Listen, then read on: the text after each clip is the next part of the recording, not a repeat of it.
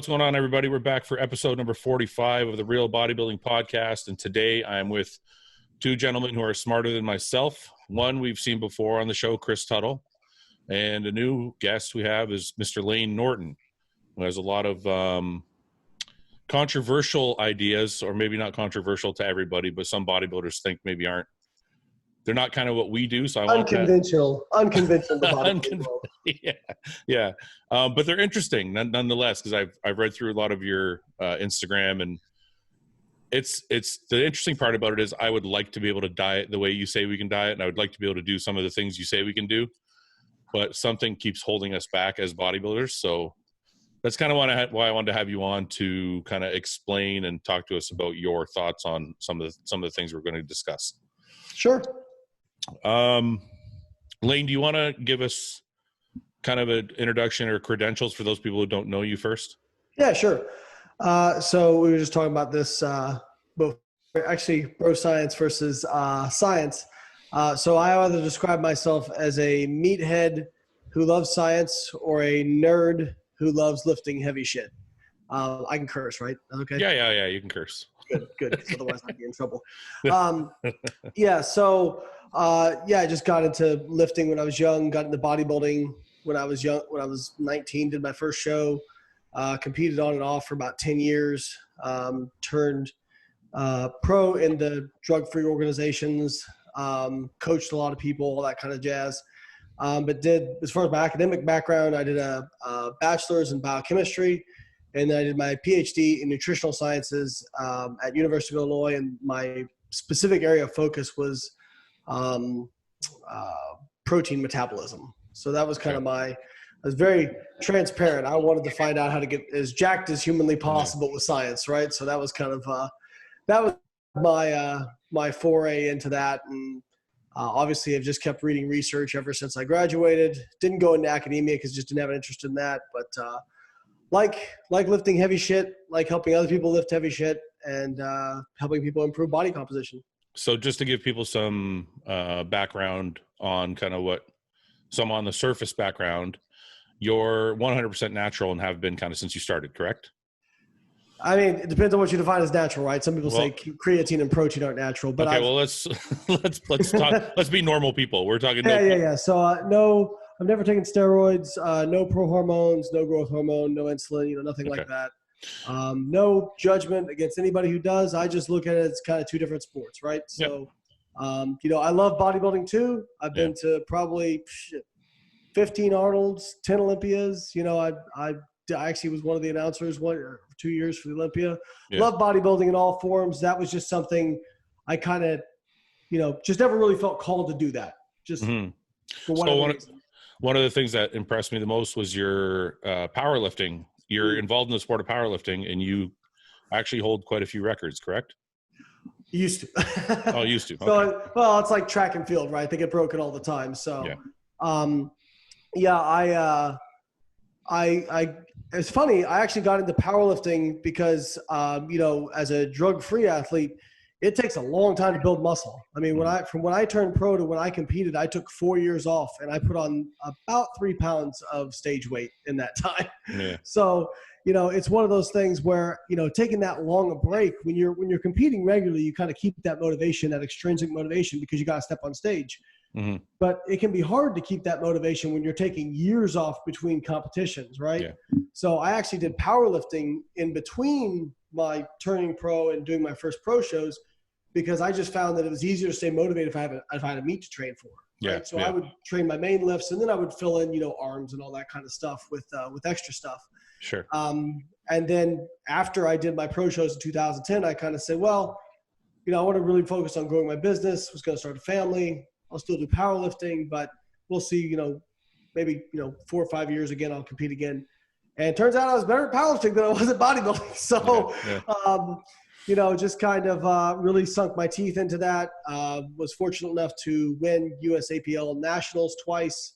For people who aren't familiar in bodybuilding, I compete in the IPF. The IPF is the world organization. The USAPL is the national organization. The IPF is basically the IFBB for powerlifting. They are the biggest. They're actually recognized by the International Olympic Committee. And so I went to national. I won nationals twice. Went to worlds. Finished second in my weight class at worlds overall, and set a world squat record at the time, which was I was in the 93 kilo class, which is 205 pound class. Squatted 668 pounds, which is 303 kilograms. So. Mm-hmm. Wow. It was funny because I was actually the guy with skinny legs at my first few shows that everybody made fun of on the forums. Fouad, I don't know if you remember that, but people used to give me shit all the time about my legs, and I remember having this inner dialogue like, what am I going to do? Train my ass off. But I'm like, you know what? I'm going to squat 500 pounds for reps, because if I can squat 500 pounds for reps, there may be people out there who squat it for reps and have small legs, but I haven't met any of them yet. So I'm going to do that. Did it work? It did. I mean, I'm never, just the way, my muscle insertions are and whatnot, I'm never going to have the most impressive set of legs on stage. But now, like, I can, if I stepped on stage lean, nobody's going to pick me out and be like, oh, well, he doesn't train legs. He's got really crappy legs. They're in line now with where you want them. Chris, just before we get into some of the questions I want to get into, how's everything going with you? Your coaching business is taking off and thriving well? Yeah, everything's great. Luckily, COVID hasn't really affected my business. A lot of my clientele is nutrition-related disease and other aspects of nutrition and health, not just bodybuilding. So when the bodybuilding shows got scrapped, I saw an influx of people wanting to stay on track, keep lower body, better body composition through the whole lockdown period. So it's been busy. Are you getting a lot of people with the whole COVID thing, like you're trying to help them with boosting their immune system and all that? Are you getting a lot of those kind of clients? Well, I tell them, like, you're not going to have a diet that's going to have a super physiological effect on having an immune system that's going to fight off viruses. So, like, I tell them, like, hey, eat healthy, try to be, lower your stress during a most stressful time ever. And exercise. But it's, some people have a false idea of what a nutrition plan is going to give them. But more or less, I try to get them to focus on something that's going to be sustainable. Yeah. And that way, when everything's over, the lockdown's done and they're back to work, they look great, they feel great, and they're hitting the ground running. You know what? Since we touched on that, I just want to ask you guys both, and I don't know whoever wants to field it first, but I've noticed, Layne, I don't know if you know, but I started my own supplement company about 3 months ago. So I pay a lot of attention to what supplement companies are doing now. And I've noticed a lot of COVID immune system supplements have been coming out. Is there any point to any of these things? Whoever wants to go first. Go ahead, Layne. Chris can tell I'm loaded up, ready to go. I actually was disgusted by a lot of the shit in the supplement industry. I mean, I'm usually disgusted by quite a bit of stuff, but that was really disgusting. Basically these companies were, like, when COVID hit and the lockdown started, you saw every company and their mother coming out with immune boosting supplements. And, I don't have, like, there are some supplements out there that do seem to have a positive impact on immune function. Yeah. So I want to just be clear. My problem was with how they were marketed, right? I see. Right. So people will basically, here's the problem. You have to, when you're going to do stuff like this, you got to put it in context. It's just like saying, hey, this adjunct treatment showed help for people with tumors, right? Mm-hmm. You may say that, but that's not how they say it. They say this produces tumor size by this. What people hear is, oh, I don't need to do chemo, right? Oh, I see. Yeah. So same thing with immune boosters. What people will do, and this happened, I saw this a lot with the carnivore movement too, that these people were convinced that they were protected from COVID because of their diet for whatever reason, even though dietary fiber is like one of the biggest prebiotics and immune boosters there is. So what happens is those people engage in riskier behaviors. So I actually did a video where I talked about this. I'm like, hey, here are the things that really make an impact on your immune system. And it's kind of like building a 600-pound squat, right? Yeah. You don't walk in the gym and be like, well, you know what? I'm getting serious about my squat. So I'm going to boost my squat up to 600 pounds, right? Yeah. No, you do that through a long period of time. And your immune system is very similar, right? You don't build that overnight. It takes time. And the stuff Chris said is mostly it. Like, don't eat like an asshole. Train. You don't have to train like a bodybuilder, but, train, exercise regularly. Get enough sleep. Limit your stress. Don't smoke. Don't drink, or limit your drinking. Don't get drunk. And you know, that shit right there is about 95% of it, you know, but that's not sexy and people can't sell that. So they sell, you know, boosting supplements. And Layne, that's what you just said too. It's the hardest part sometimes is to display a bit of information about a product or a method and not have people misunderstand or misinterpret what you're Sure.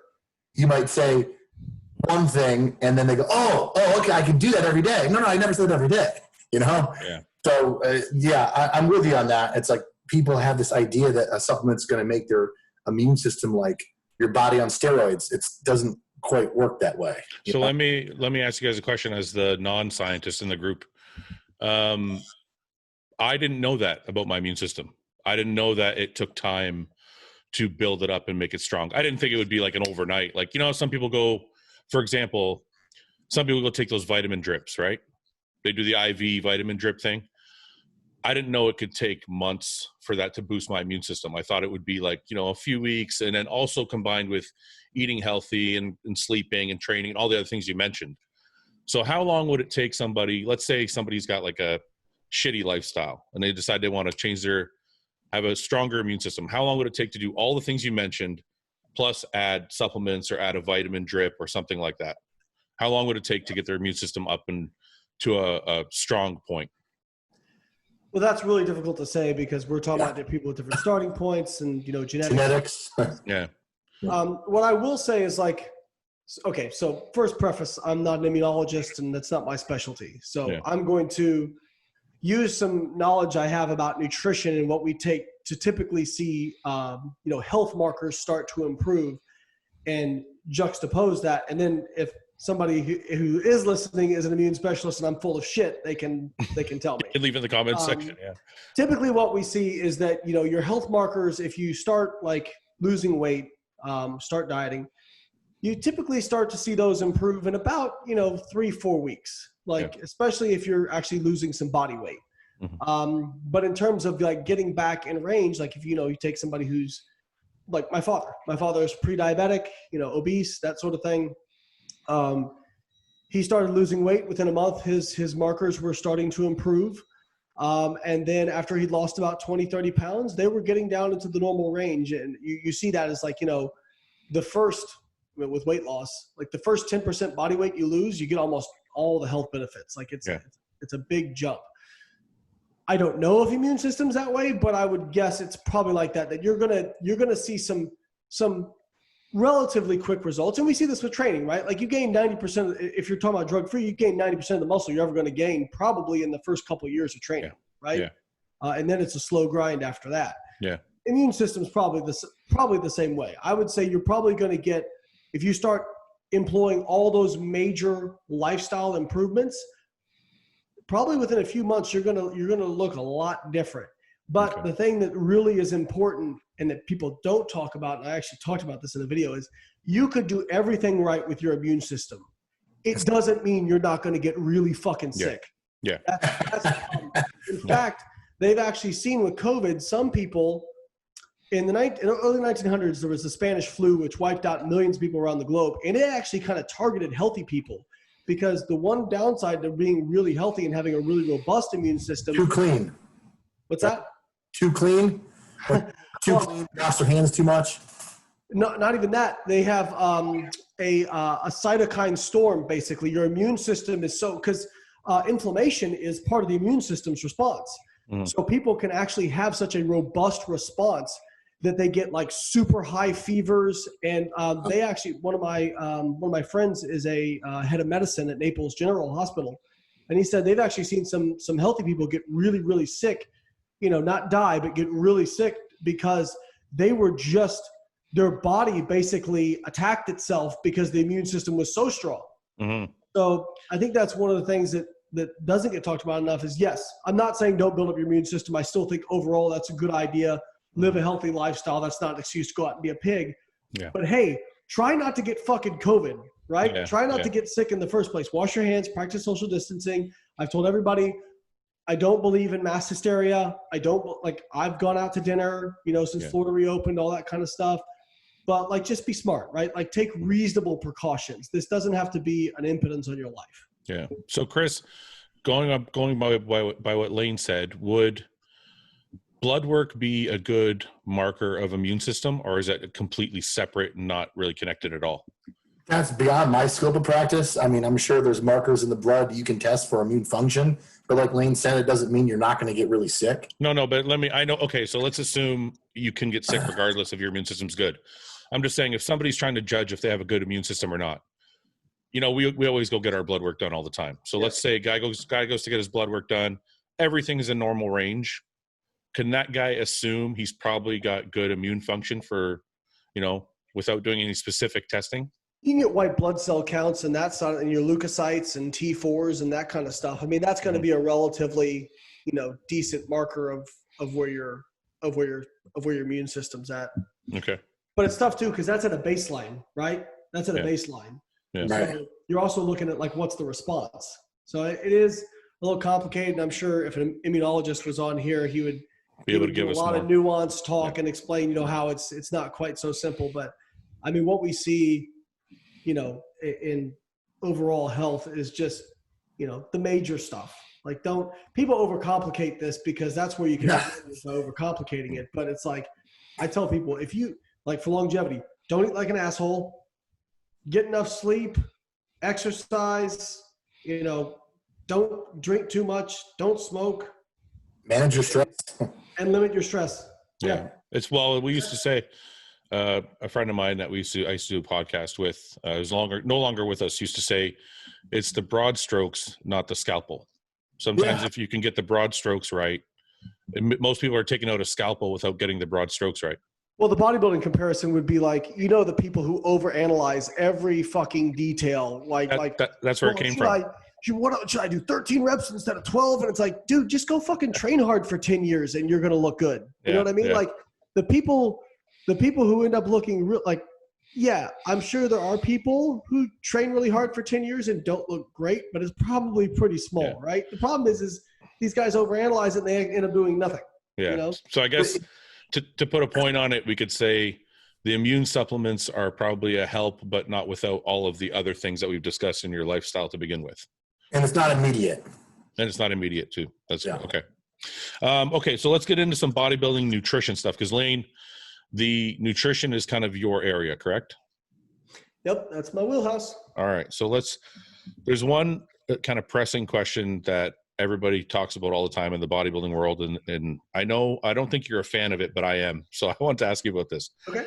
I'm a fan of bulking hard. Like I like getting not fat, but I like, really, really bumping up the calories when I'm trying to put on mass.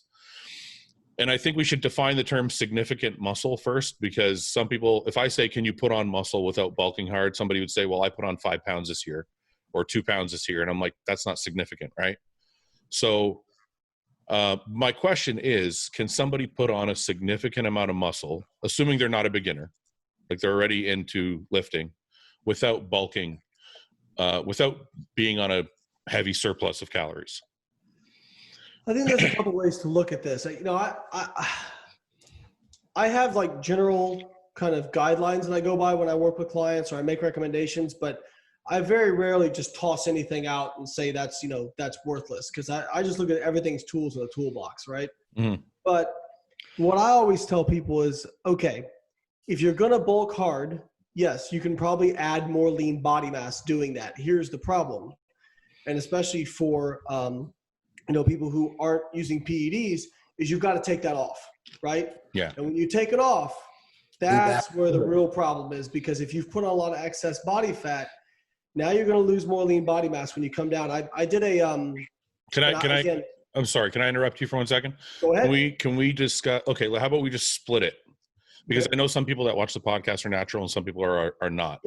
Yep. So we'll just start with the natural people first, since you already went down that road, and then we'll flip over to the other side. Okay, go ahead. Sorry. Sounds good. And I'll give some caveats to that as well. So when I did when I was writing my book, The Complete Contest Prep Guide, I actually went through and found all the natural bodybuilding case studies that are out there and tried to kind of compile the data. And basically what they saw was when you diet, you lose, on average, they lost about 30% of the weight from lean body mass and about 70% from fat. Now that probably sounds really bad, but keep in mind lean body mass is also body water, connective tissue, like your gut tissue shrink during that time. So it's not as bad as it sounds. I have guys freak out all the time because they're like, oh, I lost a pound of lean body mass. I'm like, it's probably water, dude. Yeah. But that being said, they did see like people who had to lose more tended to lose more lean body mass. Okay. So that's my first thing is, okay, I believe in getting to a healthy body fat, because if you're trying to stay shredded year round, you're not going to add muscle mass. Like that's just, it's just, especially as a drug-free person, like that's just not going to happen, because you've got, I'm sure you guys are kind of familiar with body fat set point theory. You kind of have this natural level of body fat you gravitate towards. Well, if you can think about the signals that are being sent by the body, if you're under that set point, protein is going to be more favored towards oxidation versus kind of contributing towards muscle protein synthesis when you're under that body fat set point, because, you're starving, not starving, but calorie deficit's kind of a controlled starvation, if you will. Whereas if you're in a surplus and you're near that set point or above that set point, it's actually more of a range, not an actual point, but I digress. If you're near that set point or above that set point, now the body says, okay, we have plenty of fuel. We can start to contribute more of this towards lean mass, that sort of thing. Okay. Now, again, I am really grossly generalizing that. That's okay. But what I would say is it's probably very unhelpful to be really lean all year round. However, it's probably also not helpful to get really fat, right? So it all depends. Like I got up to 230 because I moved up a weight class in powerlifting last year. I've come back down now, but I mean, I was probably like, 16% body fat and calipers, which is fine. Like that's not fat. But like you just see all the body dysmorphia come out, what I mean? Everybody's like, oh, Layne forgot how to diet, he's fat, that kind of stuff. And it's like, no, like that was conducive to building strength and lean body mass. Like that was very helpful. So I don't, but would have been worth it for me to go up to 20 or 25% body fat. I think that starts to get that diminishing returns. I definitely would have added some more lean body mass, but probably would have lost it when I had to come down. Right. So I think that's part of it. Chris, where are you on that with your clients? Where do you feel is a good body fat percentage? I guess we should talk about it in terms of body fat percentage instead of just saying fat, because that's different for everybody. Exactly. And what Layne said about the set point theory is I really kind of use a lot of that per individual client basis. If somebody's set point is generally pretty chubby and say they were 300 pounds when they're an adolescent and they've lost a bunch of weight and they still have a decent amount of body fat on them, but yet they're on moderate to low calories, then that person is never going to achieve a 10% off-season body weight building naturally or not. But if in the same token, if you get somebody who's really lean all the time and they're walking around at 8-10% and they're eating Burger King, they're going to have the ability to pack on more fat and take it off a little easier than, say, the opposite. So it's really situational. I mean, I've had people be so hot and so much, like on paper, 750 calories above their baseline, but it's probably not 750 calories above their baseline. Yeah. It just seems that way, but it's all according to how their body's responding. And the same token with somebody who's a little heavier weight or have a higher set point where their body fat wants to be higher, I will allow them to get a little fatter than to say I would a normal bodybuilder. And that's the hard part, because people like to have a broad general rule that they follow when there is no real broad general rule when it comes to like nutrition and you're altering your body composition. Because Chris, I know that, but you need to know the point of this show is to give people a broad general rule that they can follow. Well, all right, a broad general rule. I usually tell somebody, like, if they're following a plan and they're 90% on their calories or macros or whatever, how they track it. And I usually start by telling them add 350 calories a day.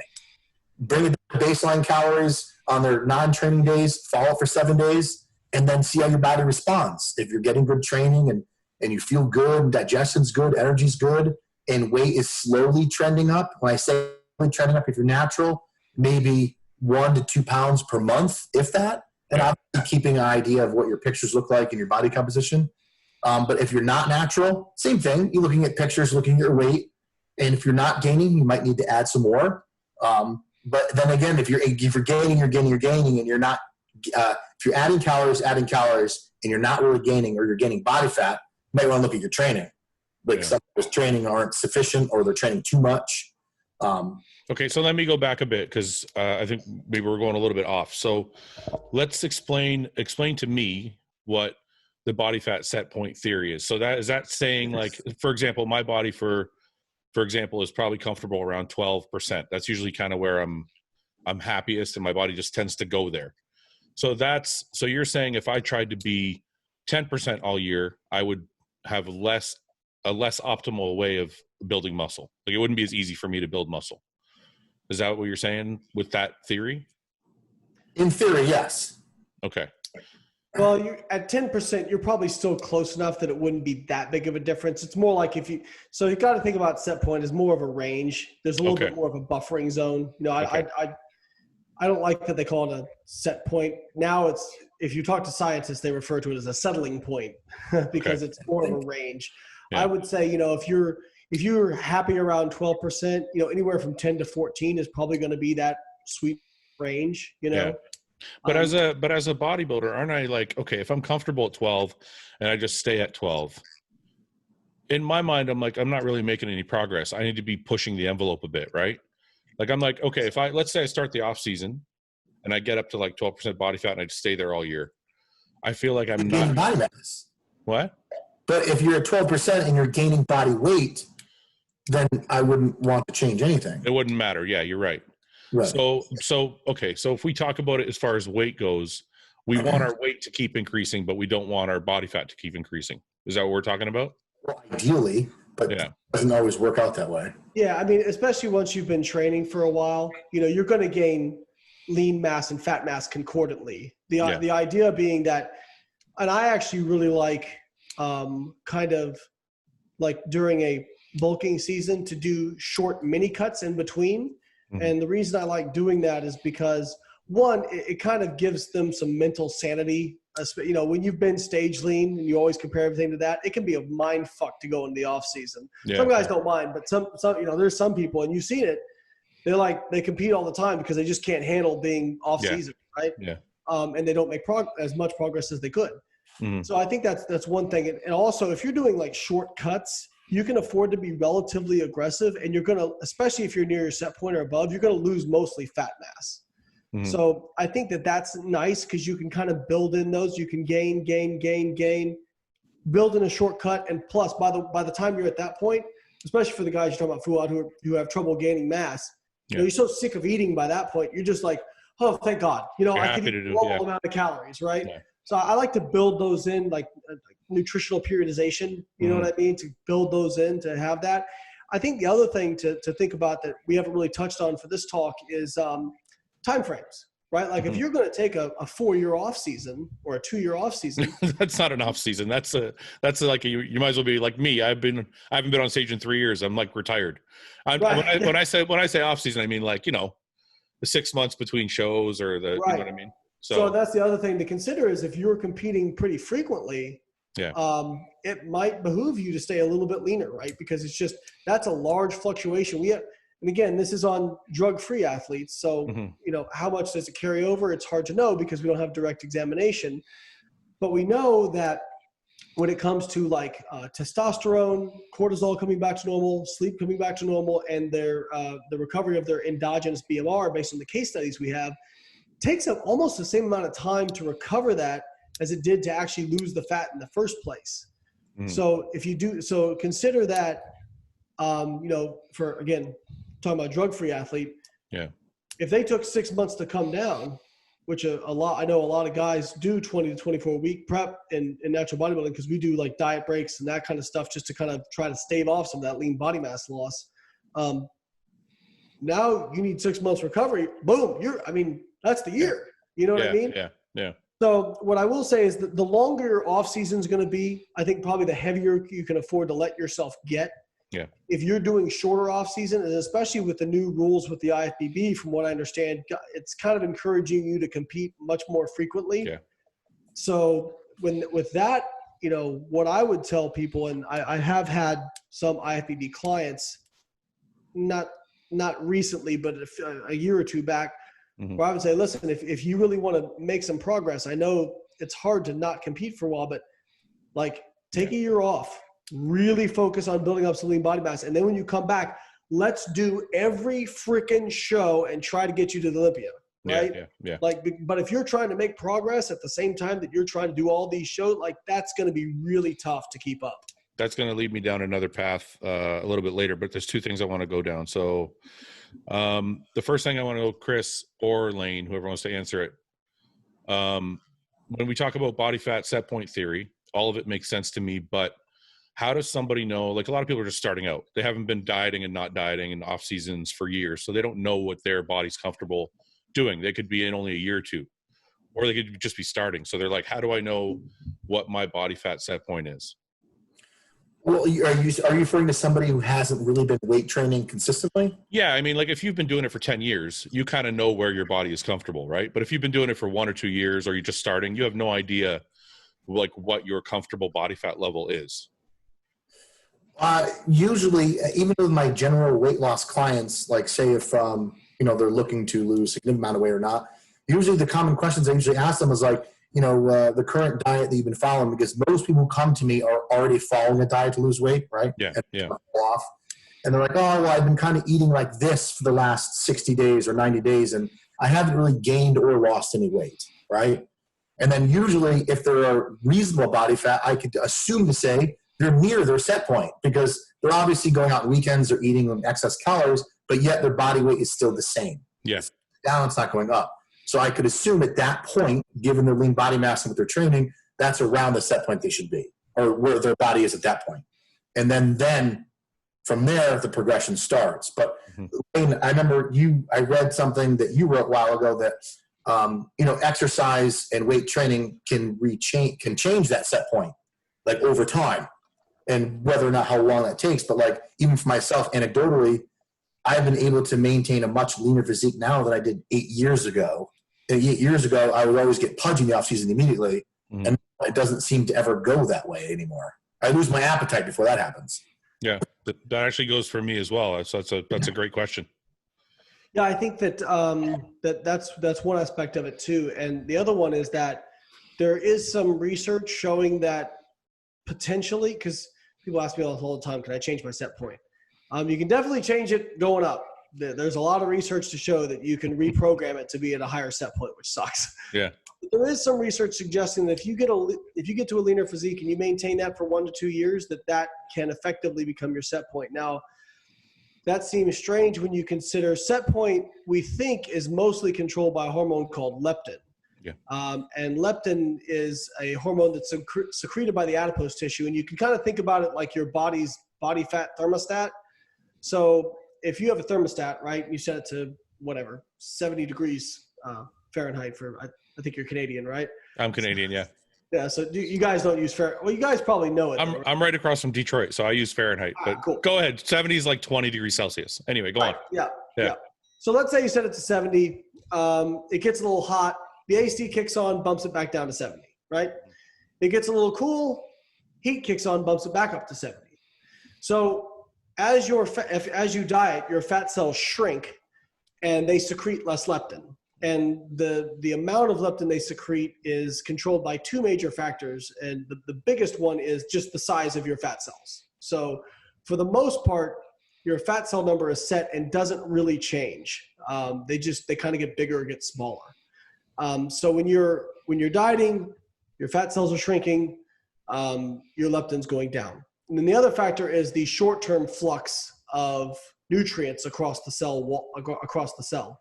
So if you have, like, they've shown that if you have like a big, like acutely a big meal of like carbohydrates and whatnot, you can increase leptin. But that's led some people to say, well, you can refeed and it'll boost your metabolism. And that's kind of been debunked in terms of you never boost it more than the actual amount of calories you take in. So it's like very short-lived, if I understand. There can be psychological benefits to, refeeds and that kind of stuff, but in terms of actually getting you like leaner by eating more, doesn't seem to be the case. Yeah. But back to the thermostat. So when you're overeating, your fat cells are expanding. They secrete more leptin, telling your brain, your hypothalamus, hey, you can stop eating. We're full. We're good. And also increasing your energy expenditure. Whereas when you're shrinking, less leptin, telling your hypothalamus, hey, we're hungry. We need food. And also decreasing your energy expenditure.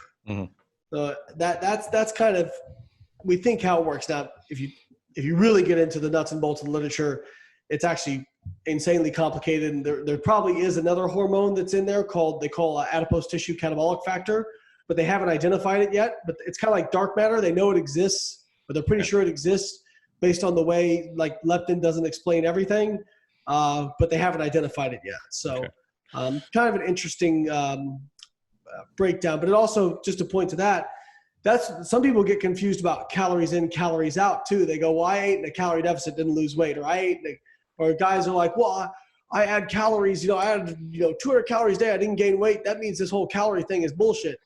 But no, you got to understand that you're looking at calories in, calories out as two independent variables, when in fact they are intrinsically linked. So I'm sure you guys have this experience. You start bulking, you go up to, 4,000, 5,000 calories, you gain weight. Not forever. Yeah. Eventually that becomes your maintenance. Yeah. And then you got to bump it again. And then that becomes your maintenance, and you got to bump it again, right?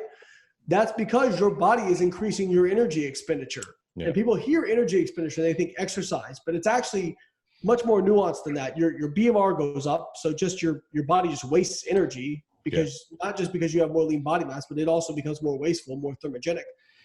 And you fidget more. So there's a lot of studies on this, and especially people who I don't find that. If I'm eating 5,000 calories, I'm lazy as can be.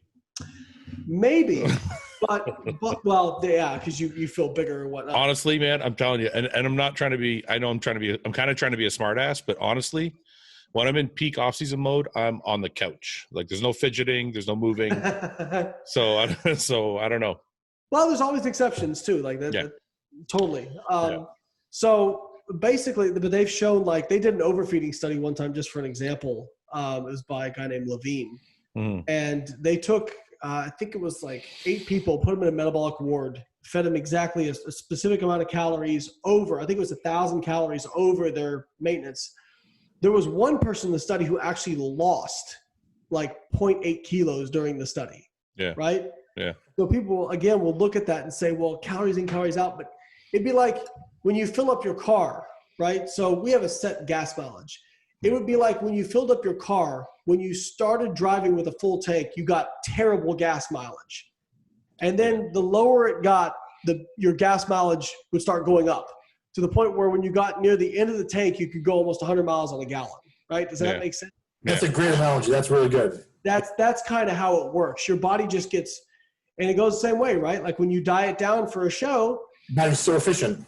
Yeah. You, all of a sudden, the amount of calories that you couldn't pack on you couldn't pack on a single pound or whatever, or sorry, I'm using the wrong analogy, but you get to a level of calories that you're like, wow, I should lose weight on this. And eventually you stop losing weight, right? You have to adjust down and that's just your body becoming, just adapting. That's just a testament to the survival mechanism of human beings, just being an amazingly adaptable organism. Okay. We got to come back to that because everybody gets stuck in these plateaus. So we have to come back to that, but we didn't cover guys that are on PEDs. And I'm not sure, Layne, if you have experience with, obviously if you trained IFBB pros, you have experience with that as well.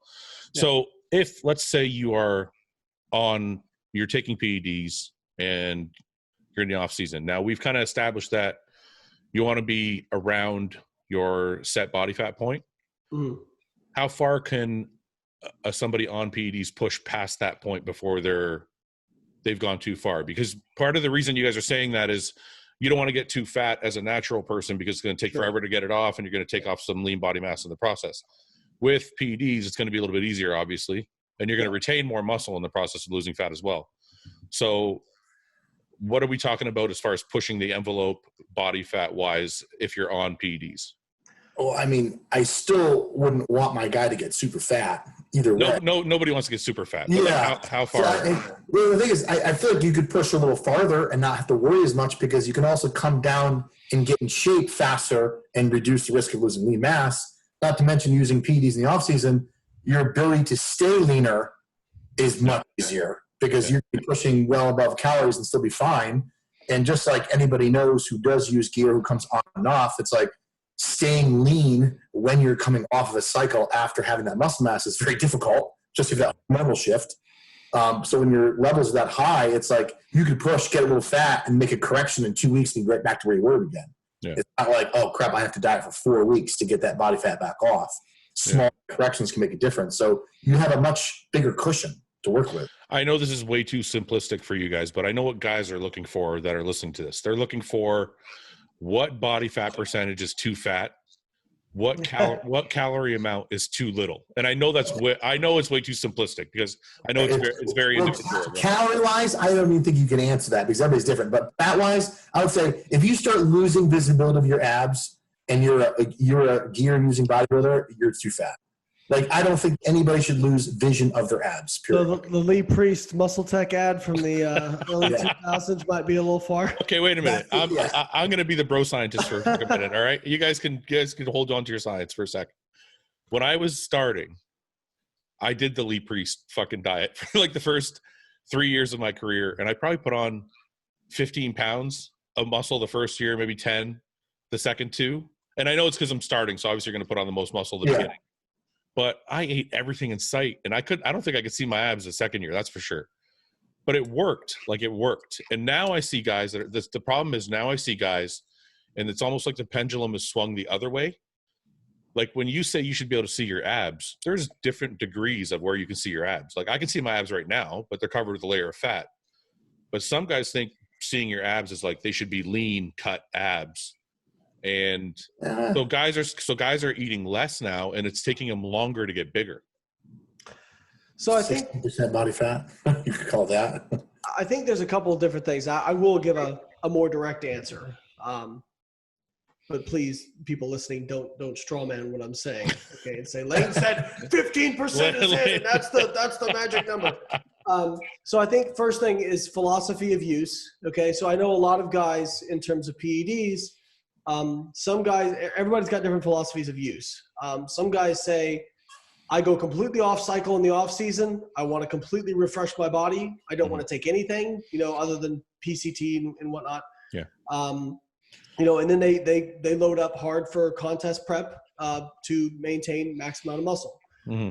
Well, that's a different philosophy of use than, like if you're going to continue using throughout the year, probably a little bit lower dose, that sort of thing. But yeah, so that makes it hard to generalize, right? Yeah. And then the other thing is, again, with I think possibly what you're seeing with the shift in guys wanting to stay leaner is just the changes in the rules, right? Before, if you were a big name, you go in, win one show, boom. Now you can just focus on getting ready for the Olympia, right? Now you don't really have that option anymore. I don't know if that's it. I don't know if that's it, Layne. I'm sorry to interrupt you, but I think that's okay. I think the shift is more social media based. Could be. Yeah, Instagram. Because I feel like guys are always content, either because of their sponsorships or just because of their ego. They constantly have to be posting, and they're scared to get too fat. That's true. They can't make a YouTube video. They can't post their progress photos, blah, blah, blah. Like if I got as fat as I did when I was 22 and posted a photo, I would be ridiculed for that photo would never disappear. Right. So I feel like that's part of the problem, but I'm sorry, carry on. No, it's okay. I posted a photo the other day and somebody was like, I felt like I looked pretty good, and somebody was like, oh, you looked way better when you were doing bodybuilding. I'm like, do you understand how like flexing and tan and lighting works and low body fat versus unflexed, no tan and like bathroom lighting works? Like, do I have to cover this? But that's all the stuff that new guys have to deal with. And I feel like that's why they're scared to eat now, because they don't want to. Yeah. So that's a great point. And you're probably right about that. It could be a little bit of both, but you're right, because I mean, the game has changed, not to go off on a tangent, but the game has changed. Like, now you don't have to be Mr. Olympia to make a living in bodybuilding. You just got to be popular, right? Like, you just got to be popular and sell your shit. Yeah. So what I will say is, Fouad, you brought up a good point of when you were getting into it, you were overfeeding a lot. I think that if you're going to go on a dreamer bulk, right, or a folk, early in a career is probably best to do it when you can put on a lot of lean body mass quickly, there was, again, this is not in bodybuilders, but there was an overfeeding study done a while back where they looked at feeding, it was resistance trained males, and they fed either 20% over maintenance, 40% over, or 60% over. And they basically saw no difference in the lean body mass accrual. Really? So, yeah. So just by, and again, it was a very highly controlled study. So it was only 4 weeks. So it's, but the plus side, it was very highly controlled. Yeah. So, if we're going to take any kind of like indication from that, it might be that, hey, there's just only a certain amount of muscle you can add per unit time, which I think is probably right. And even like, I always tell people, this is a very unpopular opinion amongst enhanced guys, but I'm like, you guys aren't unicorns. Sorry. Like it doesn't, like some guys who are enhanced are like, well, it completely changes your metabolism and like none of this stuff applies to you. Like, I think the basics applies. Yeah. I think it just changes the magnitude. Yeah. Right. I think natural guys are the ones that make those claims though, because anytime I try and tell somebody, it goes both ways. You're right. I think when I try to tell somebody something about eating, they're like, well, you're on stuff doesn't count. Right. Yeah, it doesn't count. Sure. You're viewing it through your lens. I'm viewing it through mine. If I've had guys on gear be like, what do you know, you fucking puny natural little pussy. No, the truth for those people out there listening, the truth of it is I have way more respect. I shouldn't say respect, but I respect the knowledge of a natural athlete almost more so because there's less shortcuts. Like everything you do has to be bang on to gain the muscle, right? Whereas we have a little bit of assistance. But the way to think about it is at your guys' level, everybody's doing the same thing or similar stuff, right? It's not. So at the end of the day, it's not really a shortcut because you're still competing against people that are doing the same thing. Well, I didn't mean shortcut that way. I mean, I'll take, for example, like if I'm dieting for a show, I can put barbecue sauce and ketchup all over my food and probably still get shredded, right? It's kind of like that thing. Whereas like a natural guy probably can't do that.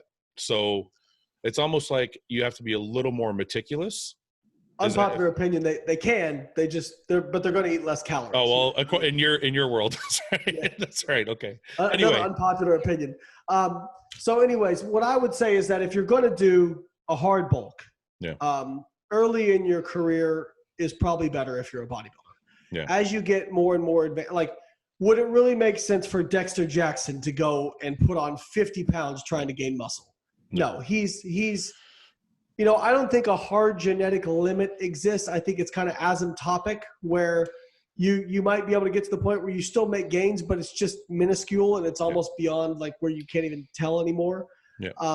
But no, of course it wouldn't make sense for him to go in and do that. Like it would actually probably hurt him more than it would help him. Right. Yeah. But for, a guy who's 22 years old, who's like a phenom, who's doing really well, in the amateur ranks, that might make more sense. And I will say, like, if we've got any kind of, top NPC guys or up and coming NPC guys, like, don't be in a rush to turn pro.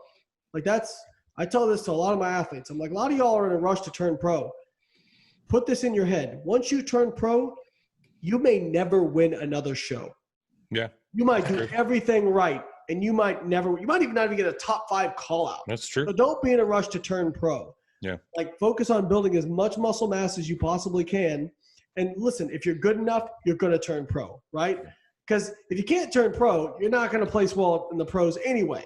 Yeah. So like, don't be in a rush to turn pro. So to that end, I think a kind of harder, gaining phase when you're younger. Now that said, if we're talking about getting back to your actual question, if we're talking about like, what would I say is kind of the limit of how fat I would want somebody to get? As Chris said, depends on their body fat set point. What I would say is whatever they kind of are naturally tend to be at, and I think most people actually kind of know their body fat set point. If somebody has like just been training for a little while, it's probably what you are right now. It's probably what your body fat set point is. I would say, like, for example, if that is, let's just take an easy number, 10%. Mm-hmm. I would say probably don't get 30% out of range of that, meaning not 30% body fat. Yeah. I wouldn't go much over 13, right? Like you don't. Oh, I see what you're saying. Okay. Or actually, you know what? I'd probably give a little more leeway, 50%. Like you don't need to get, to 20% body fat. Like I just remember being on the bodybuilding.com days of guys who would put on like, I saw one guy put on like 100 pounds and he was a dude, like he had some muscle mass, but I'm like, bro, you're 180 pounds of lean body mass and 300 pounds of total body weight. Like you are obese. You're strong, but you're obese. But that goes back to the study you were talking about, which I didn't know about, was the guys you said put on 20%, 40%, 60%, or sorry, 8, that much more than their metabolic rate, all gain the same amount of muscle. Yep. That to me is a little bit shocking, because I would think the guy that ate the most, even though he probably got the fattest, probably gained the most muscle. So you're saying that study in particular, apparently, I don't know if there's more, but that study showing that more necessarily isn't better. Right. Now, the one caveat I'll put with that is studies report averages, right? And we do statistical analyses to try to determine, hey, I don't want to go too far down the rabbit hole of stats, but basically when we try to determine, hey, is one group different than another? We do something called an ANOVA or a t-test or that sort of thing. Basically what the statistic reports to you is like a p-value, and that p-value is roughly translated into, okay, how much chance is there that these differences are just due to random chance, right? Yeah. That you just happen to get certain people that fall into certain groups. Yeah. So it is always possible that for certain individuals in those studies, one could be better. What's difficult is it's difficult to identify who that is, right? Okay. And I think probably less so physiologically. Some people just do better psychologically with a certain approach too. Like you said, I tell this to people all the time. They say, well, I just like this. I said, okay, it's a perfectly reasonable reason to do it.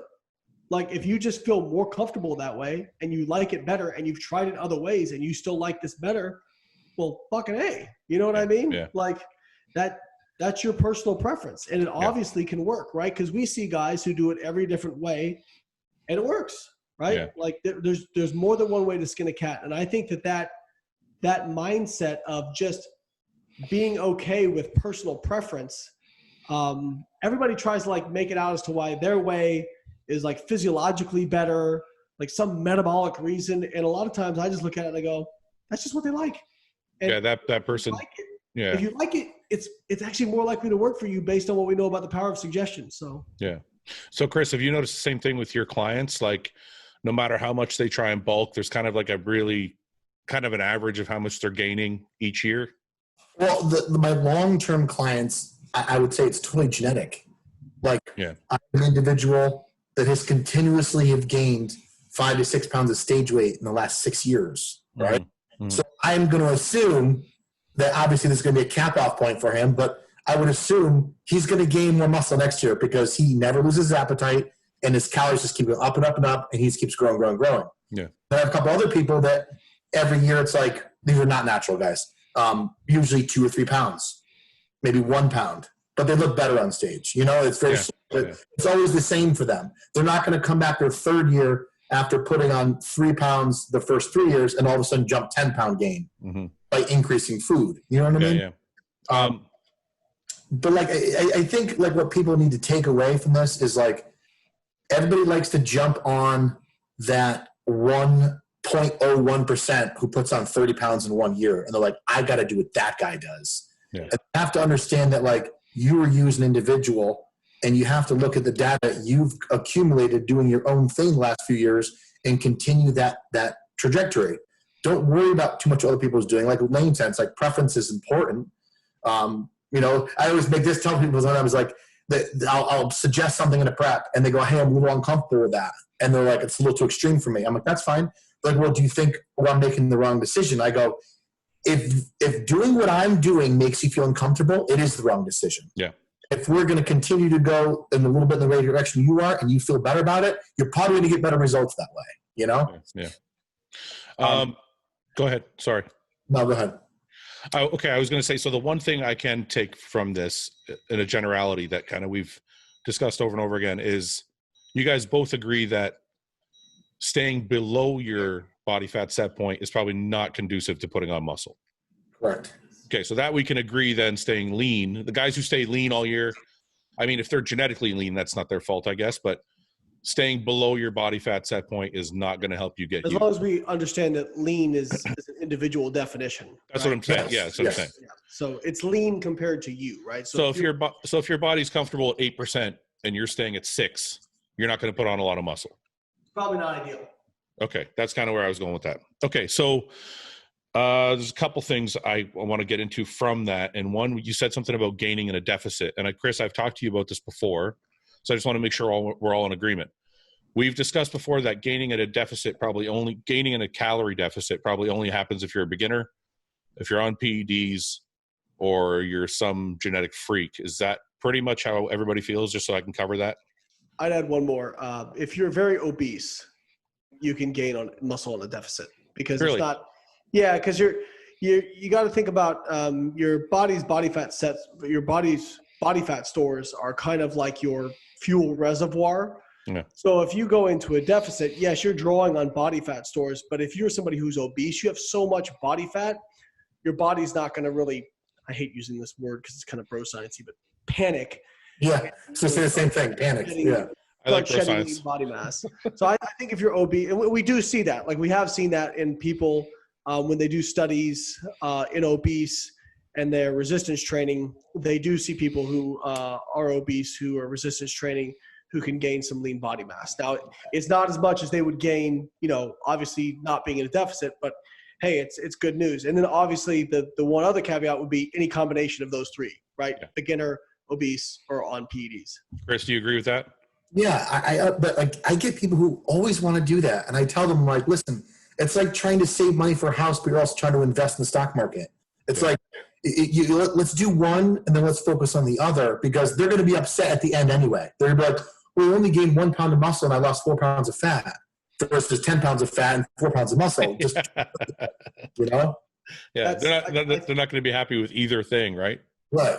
I saw a meme that I really liked, and it's the 3 doors. I don't know if you guys seen it. It's 3 doors, and then the guy's kicking in the 3rd door, right? And it's the first door was focus on building muscle. Yes. Focus on losing fat.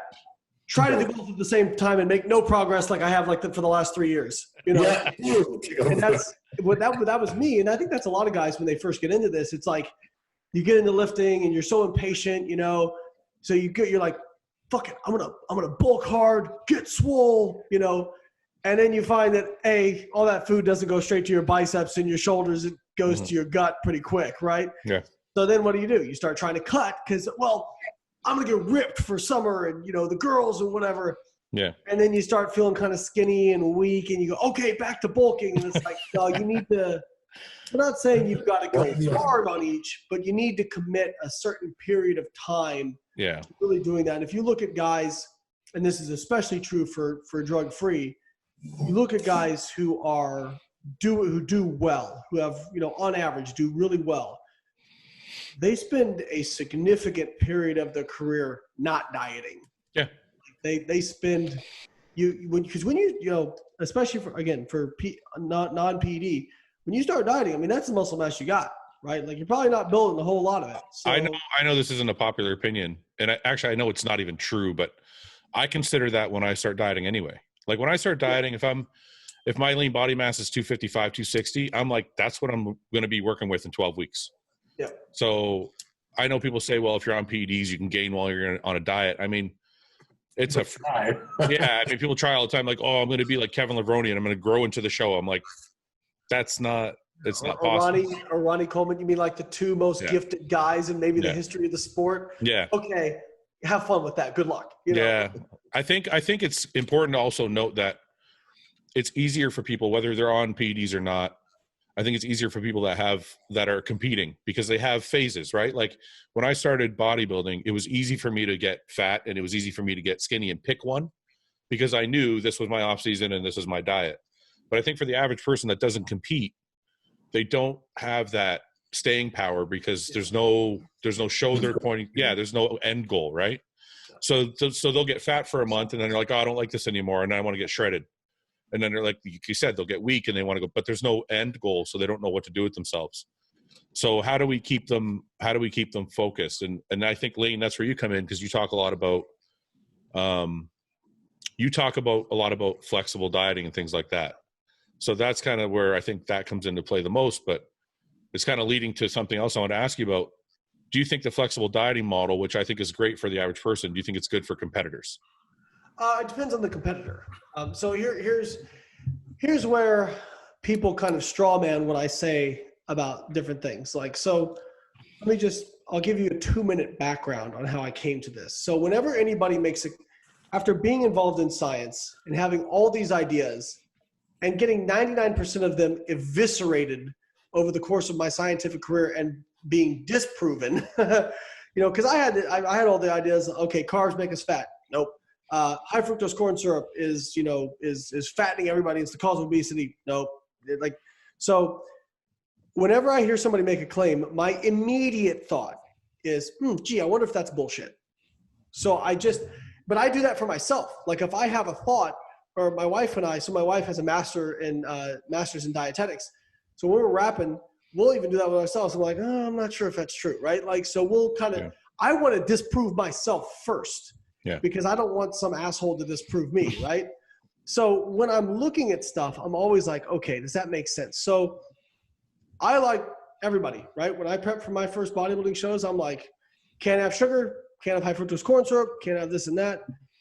But I thought it was because of a physiological perspective, you could not get lean eating those. Yeah. And then I went and looked at studies where they do things called isocaloric, and they equate calories, and you want to talk about being underwhelmed with the research. When you equate calories, and especially you equate protein, you just find a whole lot of shit doesn't make much difference. Explain that. So let me just give an example of like carbohydrates and fats, for example. Yeah. This is where the biggest like nutritional tribes are, right? Like it's low carb or low fat or whatever it is. So we have to date, I think it's 33 studies where protein and calories have been matched, and either food has been provided or it's been like a metabolic ward study. So we're relatively confident of the strictness of the control. And it's important to equate protein between studies because protein is thermogenic. Protein has a higher TEF, or thermic effective food. Protein's about 20-30% for TEF, whereas carbs are like 5 to 10 and fats are 0 to 3%. Sorry to interrupt. Can you briefly explain the thermic, just because people aren't going to know what that is? Absolutely. So thermic effective food basically is how much energy does the system have to put in to get the energy out of what you ate, right? Okay. So if I say 20-30%, it means if you ate 100 calories from protein, your yield will be about 70 to 80. Does that make sense? Yeah. Carbohydrates will be about 90 to 95, and fats will be about 97 to 100. Fats have the lowest one. So we need to equate protein because if we're comparing like some of the old like ketogenic diet studies, for example, they were comparing the ketogenic diet to the standard American diet, but the ketogenic diet was having more protein, and they showed better fat loss. And they're like, see, ketogenic diet's the bee's knees. Yeah. So when they equate protein and calories in these 33 studies, the summation of the research, there was a recent meta-analysis done of this, which is basically like summarizing all these studies together, found that there was essentially no difference in fat loss between these studies. And like you had some isolated studies that had some differing results, whatever, but on the whole, there was no difference. In fact, if anything, there was a very small favoritism towards lower fat. Okay. So what that says to me is, you just pick what you like, right? Whatever you feel better on. People tell me like, well, I just like eating this way. I'm like, okay, cool. Yeah. Fucking do that. Go for it. But just don't try to tell me it's better, right? Yeah. So what people tend to do is they find what they like and what worked for them, and then they retroactively do mental gymnastics and fuckery with the science to try to prove that their way of doing things is the best way possible. So when it comes to flexible dieting, that's kind of where I started. I'm like, oh shit. So then I kind of went down the sugar rabbit hole, and I was like, okay, well, all right, so carbs aren't bad, but sugar's got to be bad. And I did the same thing. I was like, oh shit. If you look at the actual studies where they control calories and match calories between high sugar and low sugar and protein, you don't. Okay, so let me interrupt you for a second for a couple of reasons. Before we go on to the high sugar, Chris, have you noticed the same thing with your clients, whether it be if I know you probably have different diets for everybody because I know you're one of those coaches. So have you noticed the same progress between low carb, high carb? Before Chris answers, let me throw one caveat in there just because I want to put this out there before he answers. Okay. A ketogenic diet may not be optimal for gaining lean body mass. Yeah. We do see higher rates of nitrogen excretion on a ketogenic diet, at least initially. And there was one study where they were overfeeding people with a ketogenic diet or a non-ketogenic diet, protein calorie equated diet, and the ketogenic diet group gained less lean body mass. Okay. So with that caveat out of the way, I'll let Chris answer. I prepped somebody on what is called a backloading diet. I'm sure you guys are familiar. That's after, for those who don't know, that's after your workout where all the carbs come in. Yeah, and most of the calories are towards the end of the day. Okay. But this individual said that, I don't want to go into why or whatever, but basically we prepped him into a show on ice cream, rice checks, Pop-Tarts, junk food. Did you really? Chicken, and he got shredded. Yeah. I mean, he was like, he swore the ice cream and these certain foods worked. I'm like, all right, dude, like this is not generally how I do things. I go, but we'll let it run. And we did it progressive, and we just wait a minute. I'm sorry. Over time. I'm sorry, Chris. He came to you with this diet, or you started him on this diet? No, I wouldn't start. Okay. No, okay. He came to me and he wanted to do this particular method. He said, can you help me with it? And I said, this is not what I normally do, but sure I will. And, I'm like, we'll see how it goes, and it worked. I mean, he got really lean. He got straight glutes. Yeah. Now, Chris, what everybody's going to take out of that is Chris said, I can eat as much ice cream as I want. You know how many clients he's going to get after this fucking show now? No, I think Chris and I would both agree that, that's, so the caveat to all of this is that it depends. Did this guy have a pretty fast metabolism, Chris? Like, was he able to eat quite a bit? I would say he's just moderate. I mean, he wasn't super fat, he wasn't super lean. So let me give you my perspective, Chris, on how I came to flexible dieting. So wait a minute, before you go on, Layne, I just want Chris to finish. I just want him to finish in the general as your clientele. So that guy is obviously an exception. Yeah. As far as everybody goes, have you noticed one thing is better than another, or is it like you said, like it works? Each person is like individual. Each person is individual, but I have a personal preference in liking to have certain foods. But like if somebody is like, hey man, can I substitute my white rice for Chex cereal or Raisin Bran or something in prep? I will do that. It doesn't make a huge difference as long as we're not adding a considerable amount of calories back. Like some cereals have fats in it, whatever. But I mean, I'm a dietitian, I'm a master's nutrition. So like, I still want nutrient dense foods, Yeah. Especially in the caloric deficit. But I'm saying like, as far as a high carb diet or a high fat diet, if we're talking one or the other, I know there's obviously combinations, but have you noticed that you can get guys shredded on either diet? I'll be honest with you. I don't have good luck getting somebody shredded on a keto diet. Like I just think it works at first. It works pretty well, but like, I just think people's look is better in my personal experience. And also my personal experiences, in fact, people diet with cycling carbs or having some sort of carbohydrate intake in there. When you go zero carb, that's just not my method. Maybe I'm not experienced enough to get somebody that way with a ketogenic diet, but I've just found that even with my natural guys, I have a lot of natural bodybuilders too. And even bringing them down to ketogenic diet, their body just didn't look right. Let me just, I'm sorry, I'm going to kind of put one more bit in there. When I say low carb, I'm talking about so I work with John Meadows. Okay. Yeah. John Meadows can get me down to like 50 to 80, maybe 100 grams of carbs, which is low for me because I weigh 290 pounds. That's low. But when I work with Chris Aceto, he'll keep me around 250, 300. So obviously it's much higher. So what I'm saying is between those two diets, if you've used both with clients, can you get people shredded with both? Like, are you experiencing what Layne was talking about? Yeah. Okay. But you're saying overall, you get a better look on stage if you have some carbs in your diet. Yeah. I feel like people's bodies sometimes look a little tired, and when they have like zero carb for a very long time, take their refeed days or their carbohydrate days. I just think their metabolism works better. It could be totally anecdotal. It could be the groups that people I'm working with. But natural and non-natural, I always find that having some carbs and not ketogenic is better. So there's actually some data for that, Chris. So there was actually a study and I can't remember who did the study, but they actually looked visually. They came up with a visual indexing score for physique, essentially. and looked at people who ate, low fat versus low, and they actually found that people were eating more carbs. Let me put this this way: who were able to eat more carbs, right? Like you can't just give everybody 250 grams of carbs a day and expect that they'll get shredded. Some people will need to get lower than that, even if their fat's already low as well. Yeah. But eating, with as many carbs as they can. I always say I like to keep as many carbohydrates as I can in and get somebody lean. Because obviously you're getting a glycogen effect, one, so you're filling out the muscles. Also, while carbohydrates don't seem to have an impact on muscle protein synthesis, insulin is a pretty powerful inhibitor of muscle protein breakdown, which during a deficit might be even more important. So I think that those things are that there's probably something to that, Chris. And then also there was a study done where they looked at so it's an observational study, correlational, so we have to be careful drawing conclusions. They found that on the average, they studied bodybuilders and looked at who placed high. And actually one of the highest indicators of somebody placing high was their carbohydrate intake.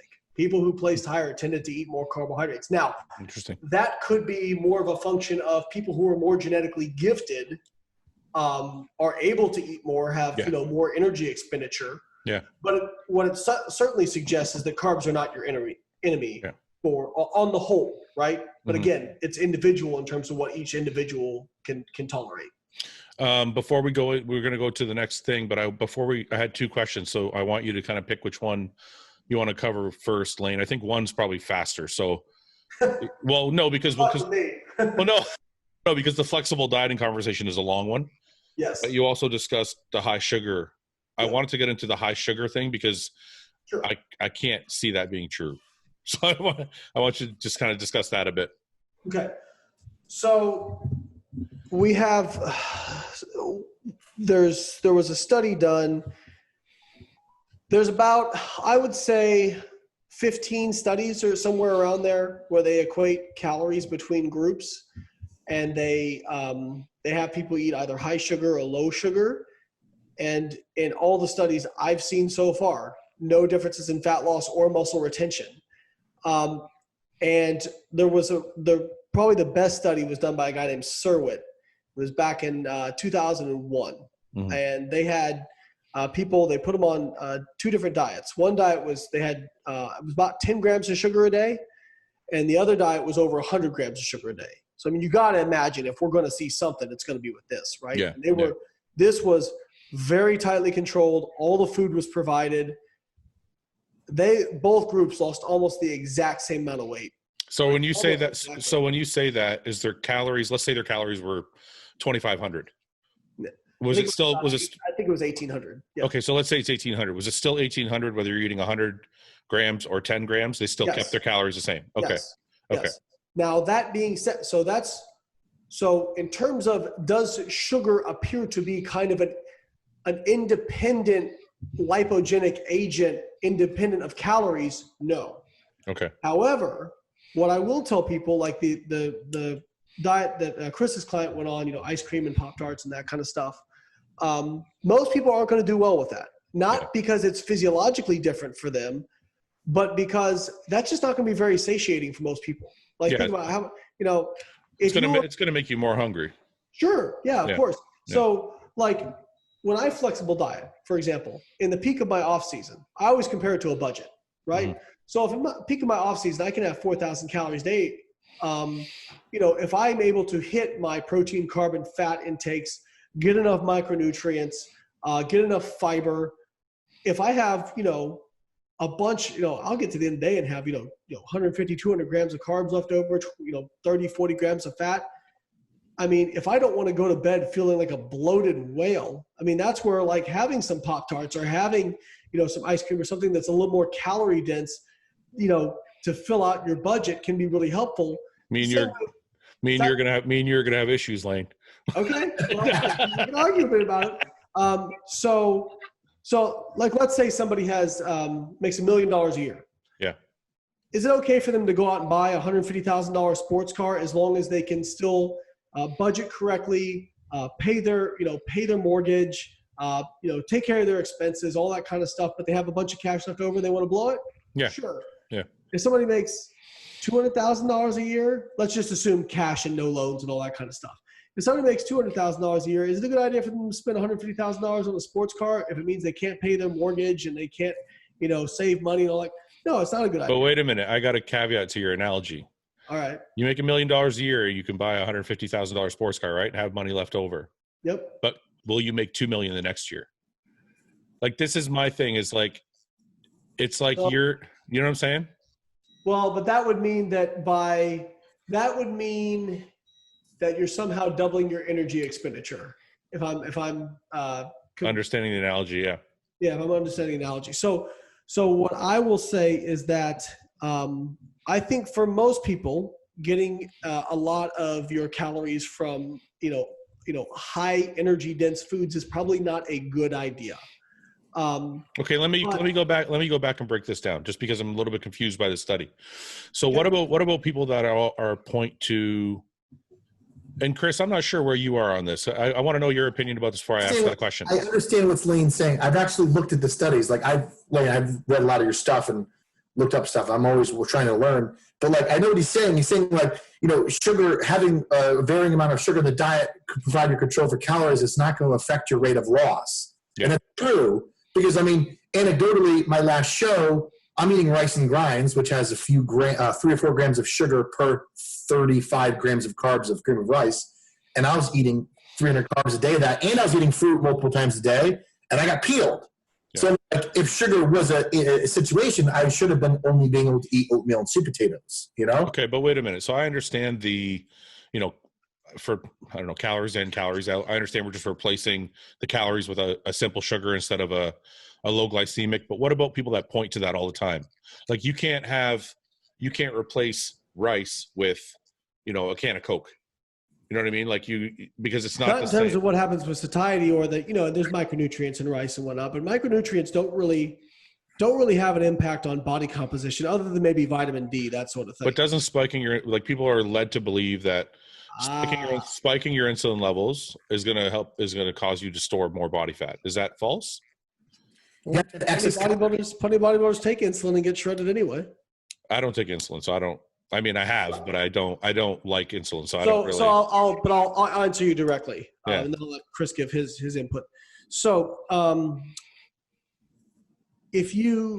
glycemic index refers to the rate at which glucose appears into the bloodstream.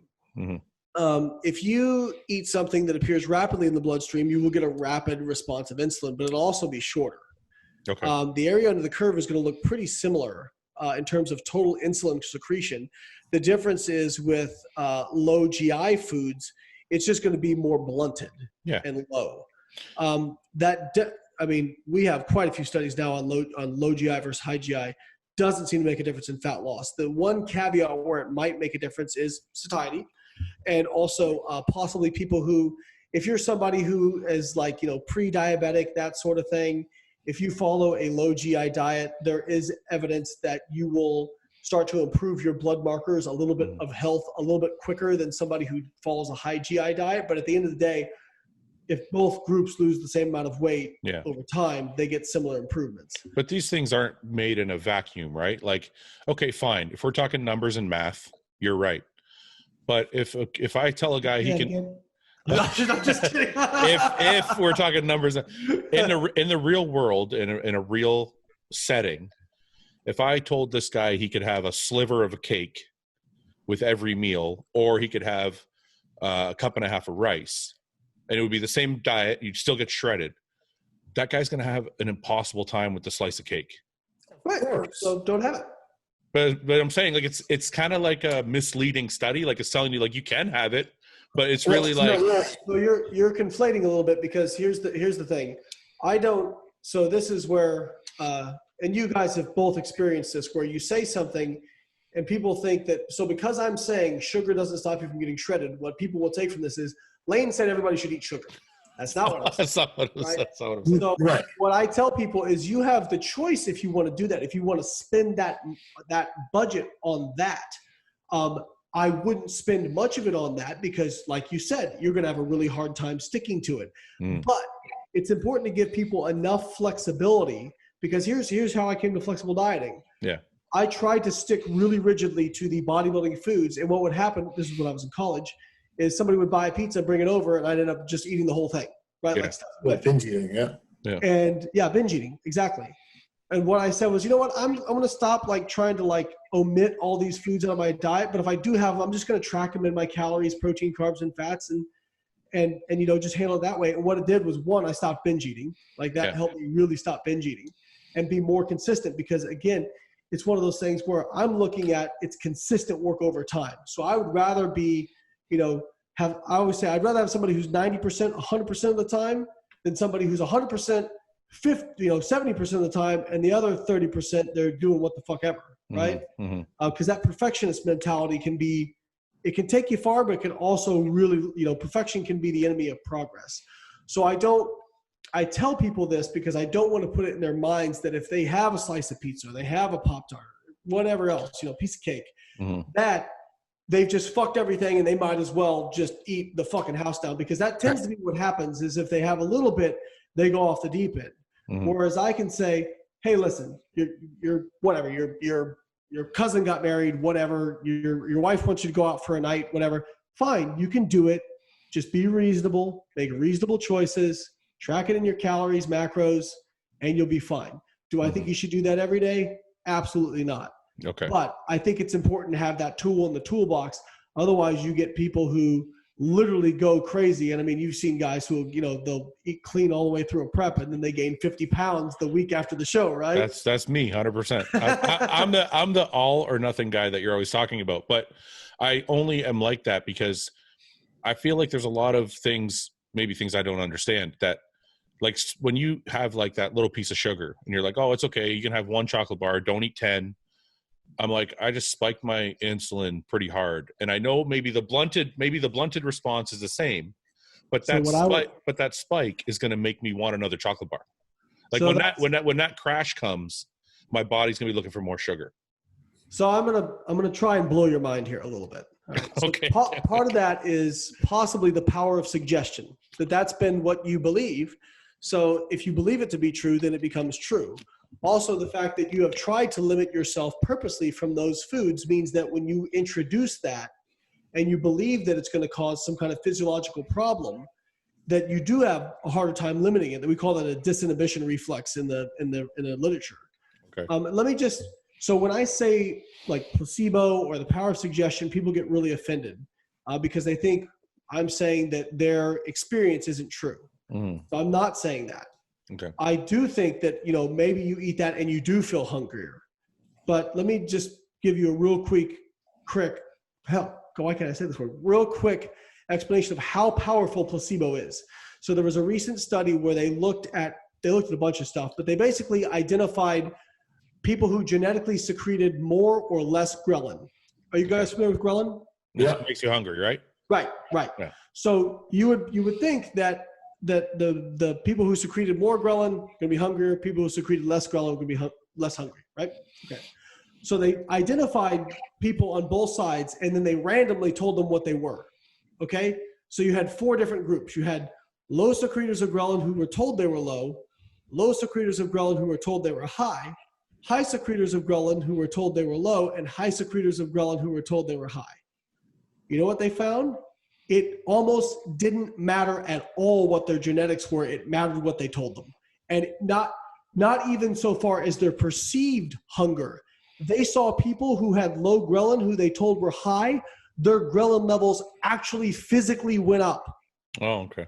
And it's not like it's not like you can tell yourself, hey, make more ghrelin, right? Yeah. So what I'm saying is just by you believing that might make it true. We used to think the brain, like the body was just a bag of meat, and the brain, like, you know, if you they're connected. I understand that. Yeah. So that's extremely powerful and something that's important to understand. So again, for you, I would say if that's your belief, then hey, there's nothing wrong with the way you're doing things. Okay, but wait a minute. So let's go back a bit.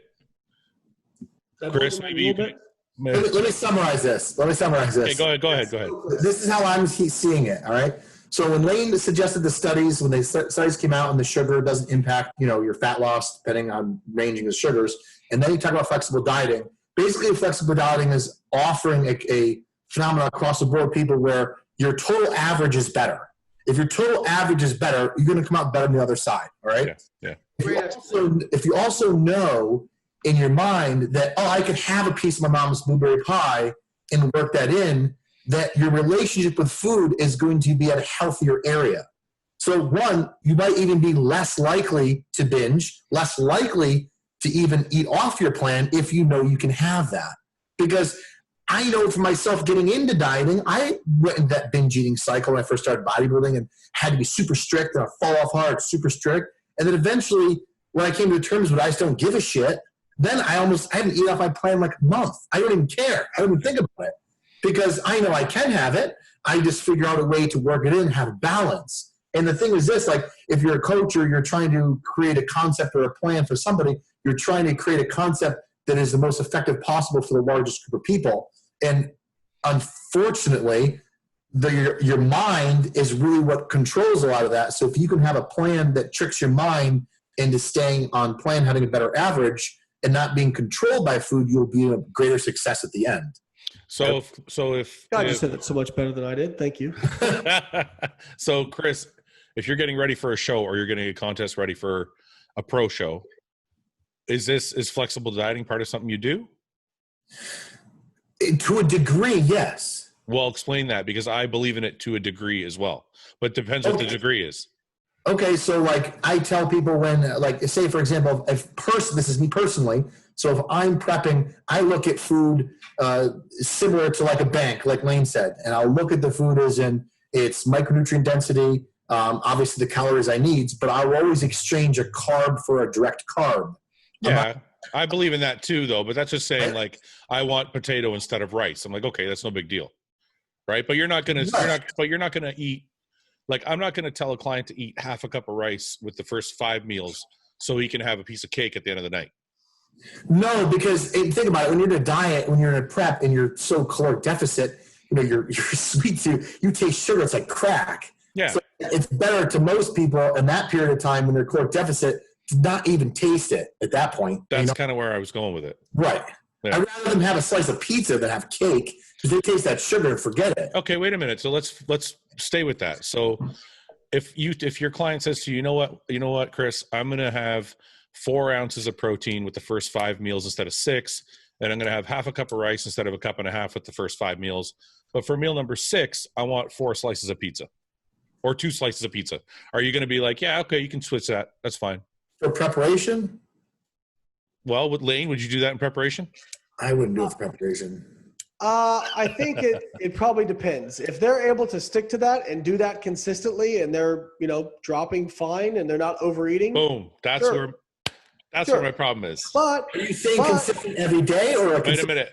I just want to touch on. Kind of going with an extreme example, but I'm not using extreme example because this is what people in the bodybuilding industry are doing with flexible dieting. And I'm not saying that's your fault, but that's what. but that's what they've. But that's what they've taken. Be sponsored by Pizza Hut. No, but that's what they've taken from it. So okay. Yeah. I just want to express what my problem with that is before, and you guys tell me if I'm wrong or right, because I'm not saying I'm right. It's not that even though the calories may be equal, and I haven't done the math, but let's assume the calories in my scenario are equal. Wouldn't you benefit much greater muscle-wise from having the rice in each of those meals and having more protein in each of those meals instead of saving it all and having 2 slices of pizza? Well, but then that's not flexible dieting in terms of what I promoted because I've said you need to hit a certain amount of protein, right? Okay. But you still might hit the protein because there's still protein in the slices of pizza. Yeah, I mean, but again, so if you're hitting, so I'll answer. So if you're hitting the same protein, same calories, there's no evidence that it's going to be less anabolic. And in fact, I mean, if it's more insulinogenic, you could make an argument that more insulinogenic could be more anabolic, but I don't believe that. So I would say you're not missing out on anything. What you're missing out on is satiety. That you're just not going to feel satiated because a slice of pizza is so freaking dense. It's good, but it's so dense. But I think what Chris and I are saying is it's important to give people the tool to understand that they can do that without completely blowing their diet. We're not saying make it a habit, but you can do it without blowing your diet. So So what you guys are saying is, if 5 days out of the 7, I'm on like my proper 6 meals a day, and 2 of those days I have an outing, I can kind of rearrange my calories a little bit and make up for that pizza. Is that what you're saying? That's one thing you can do. Let me give you an example. So I was going to debate a guy a while back. I can't remember his name, so I won't throw him under the bus. But he was a bodybuilder, a little more bro, and he was going to debate, clean eating versus flexible dieting with me. And my first slide. So he posted his cheat meals every week. Yeah. I went through and added up the calories on his cheat meals from junk food. He was eating more junk food by a lot than me. So here's the problem. When you restrict yourself, and a lot of guys do this. Yeah. They have that one cheat day a week, and they think, okay, well, I'm eating clean, whatever. So what I'm kind of saying is like, all right, so you're saying that it's bad to have a piece of chocolate, but if you binge on chocolate for a day, that's fine. Okay, right? wait. But I'm that guy, so I want to explain. Okay, go ahead. So what my philosophy is, like, let's say I'm dieting for a show. If I'm good Sunday all the way through Saturday until Saturday at like 10 o'clock, and at 10 o'clock, I decide I'm going to eat a large pizza. Am I better or worse than the guy who had one slice every night? I would say if you end up having the same number of slices at the end of the week, it's the same damn thing. You think so? What do you think, Chris? Well, I mean, I would personally, like I said, I don't have the evidence to support this, but like, I'd rather have one slice spread out. I honestly think people who overeat in one sitting, like legitimately binge eat, I don't think that's really good for your system. Yeah, good for your body. I mean, I don't know many people who binge and always tell me, bro, my digestion's perfect. Usually they're like, dude, my stomach's killing me. It's been like that for 3 days since I binged out on Saturday. It just reaches, and you don't feel right. Like the next day you don't feel good. I don't like when people binge. I'd rather have it like, hey man, like go out, eat normal, be full, but don't be in the fetal position of a 4. Like when I'd rather get people away from that. The idea and that feeling, that rush they get when they eat something. Okay, so I'm giving like really far extremes on either side. So let's give some actual real information without me interrupting. So on a flexible diet, somebody's like 6 weeks out from a show. What would you tell them, Layne, is your version of flexible dieting and where to fit stuff in? Like, let's say somebody's like, let's just, you know what? You're my coach. Where do I get my cheat meals or cheats or whatever you want to call them? So I don't really do cheat meals because of flexible dieting. I just, here's your macros. You get this much fiber. I want you to get at least this much fiber, right? Yeah. Because if you're on 100 grams of carbs and I'm telling you to get 20 grams of fiber, good luck getting some cheats in, right? Yeah, yeah. I also don't like saying cheat food just because it creates kind of this weird mental thing with people. Yeah. What was that, Chris? It demonizes it. Yeah. No. So, and I've seen a lot of eating disorders come out of the industry, and not just in women. I've seen it in men too. Mm-hmm. And that's really counterproductive as well. So, yeah, I mean, I would, I tell people kind of, hey, that's fine. Now, here's one caveat. A lot of people try to kind of game the system, and like they'll eat a lot, like they'll start eating out more, or they'll eat kind of a bunch of multi-ingredient foods. Here's the problem. There's, error in food labels. And when you go out to eat, all bets are off. Like, yeah. I tell people, I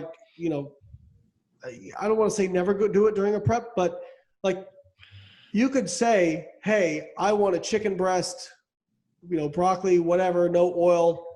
And I could just be like, they're throwing oil on it. Yeah. You know what I mean? Like, so you have less control over it, right? And by the same token, if you've got a cake has a lot of ingredients. So sure, it could be what it says the macros are, but it also could be a certain deviation from that. And if you're also not weighing out that slice of cake, right? And so this is what people are piss poor at. Even dietitians are piss poor at this, is estimating how much they ate without an actual food scale. Yeah. Okay. Yeah. So you think, I always tell people, I'm like, you don't want to be depressed. Go weigh out a serving of ice cream. You'll be depressed. You know, like if you eat a bowl of ice cream, it's probably 4 or 5 servings. Yeah. Right? But a lot of people eat the bowl and they go, yeah, it says 170 calories on the side. 170 calories. I'll round up 200, Yeah. In reality, they had 600. right? So I'll get people telling me, and I actually had, we have a new nutrition coaching app that's out right now. And in our Facebook group, somebody was like, well, I'm on 1,200 calories and I can't lose weight. And I'm like, okay, so are you telling me that you're on 1,200 calories and you are weighing out every single thing that goes in your mouth and you're not losing weight? And they're like, well, I have one flex day. And I'm like, you're probably eating 3,500 to 4,000 calories on that flex day. Yeah.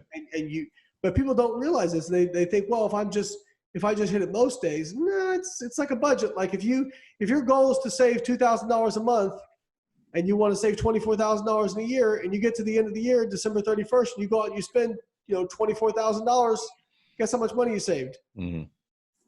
Yeah. It's not quite like that with metabolism, but it's still a valid explanation. I hope, Chris, would you agree with me on that?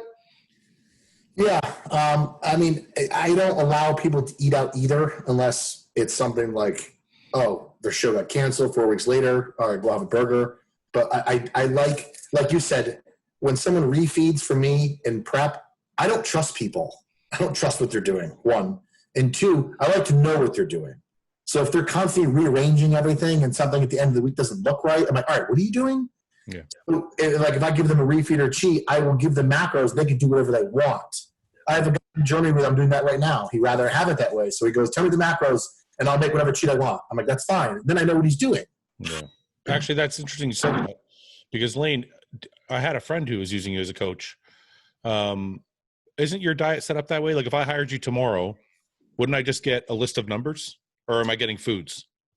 Yeah, no, I just give a list of numbers. I give a sheet that says, hey, here are some, sample, here's proteins, here's carbohydrate sources, here's fat sources, but don't feel limited to this, like that sort of thing. But I don't like giving people set meal plans. Here's why I don't like meal plans. First off, I've had people's like, okay, I'll do the macros, but I want you to give me a meal plan.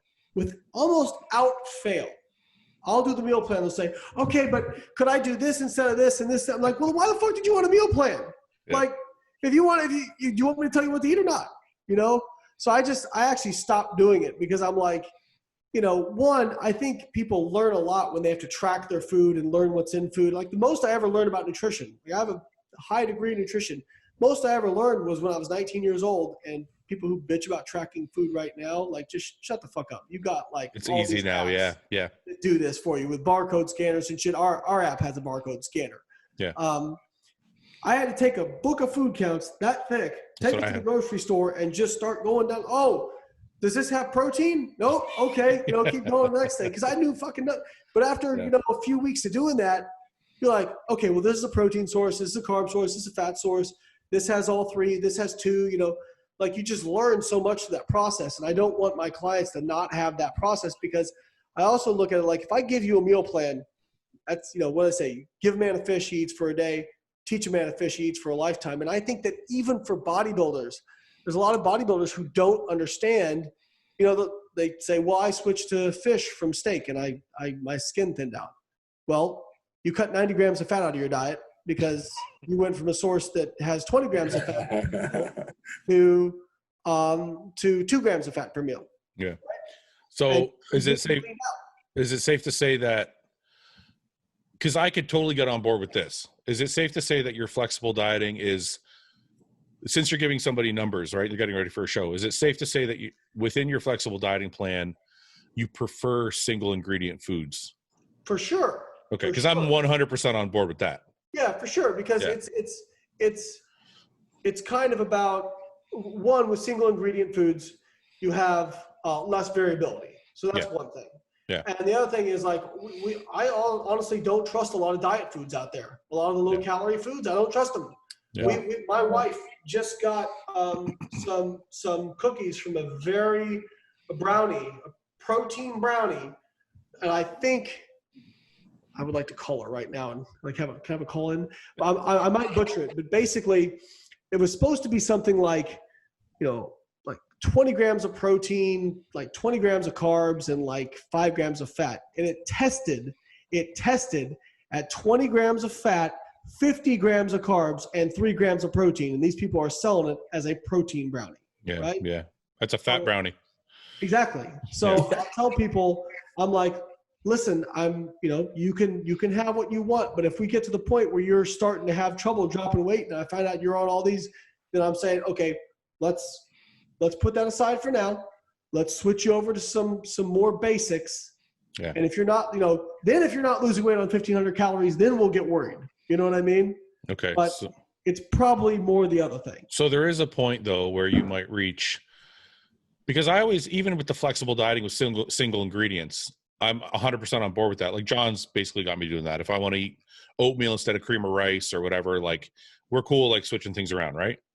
But we do get to a point where we need to know exactly what we're eating at what time and how it's going throughout the week so we can make small changes. That usually isn't until the last, 2 or 3 weeks before the show, so we can get a really good idea of what the body's doing. So it's very, very specific. It's not for... I think when it comes to peaking, there's advantages to being on very, too much flexibility is a bad thing and too much rigidity is a bad thing. Okay. So I think there's a sweet spot in there. But sorry to interrupt you, but is it more rigidity? Like when I'm very rigid, like the last 4 weeks, I wake up every morning, my weight's exactly the same. My skin looks the same. My body looks the same. So, you know what I mean? This is a great point. So yes, as you're getting closer to the show, tighten the bolts down because, if you're fluctuating sodium every day, if you're eating a bunch of different things every different day, I mean, it changes your look consistently. Whereas if you're eating very similar things, your digestion is going to be very similar. You're going to be, I hate this word, but I'm going to use it anyway, a rhythm, Yeah. And that can be useful because then you can know, if you're seeing changes, it's actually due to something rather than, you just ate something that had 2,000 more milligrams of sodium than you're used to having. And you just, you're a little bit watery the next day. Yeah. So yes, absolutely. There's definitely utility in that. Right. Okay. But again, it depends on the individual as well. Cause I've had some people, this is more for Gen Pop clients, but even some competitors too. Like if I try to get them on a strict meal plan, they'll just boom, 1 week and they're binging. Let me just clarify even for myself, like for general population that want to eat clean, or I know you don't like the term eat clean, but lose weight or be on a better eating plan. I 100% agree with the flexible dieting model. It's just for me, when it comes to getting a client ready for a show, it's mostly like we're talking about the last 4 to 6 weeks. I want to know exactly what is going on every day. Chris, are you like that with your clients? Yeah, I think we can all agree on that. I think the reason I see making things more rigid towards the end of a contest prep and making things as consistent as possible, it's less error on my part to read the pictures incorrectly, right? Yeah. Like if things start to change or go weird and like I don't know he's changing condiments in and out or God knows what, drinking bottles of Walden Farms, like at least I could say like, all right, this is what we've been doing. All right, I need to change this. I don't like when variables are all over the place. Yeah. And as you get closer, then even more consistent.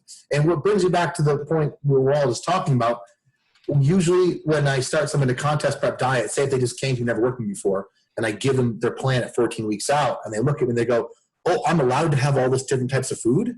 Well, yeah. Like, I'm like, listen, stop. If it's not working, then we're going to pull some things. If it's consistently working, we will ride it all the way through. Because people have this belief that you can't use fruit in a contest prep diet. I can't stand that.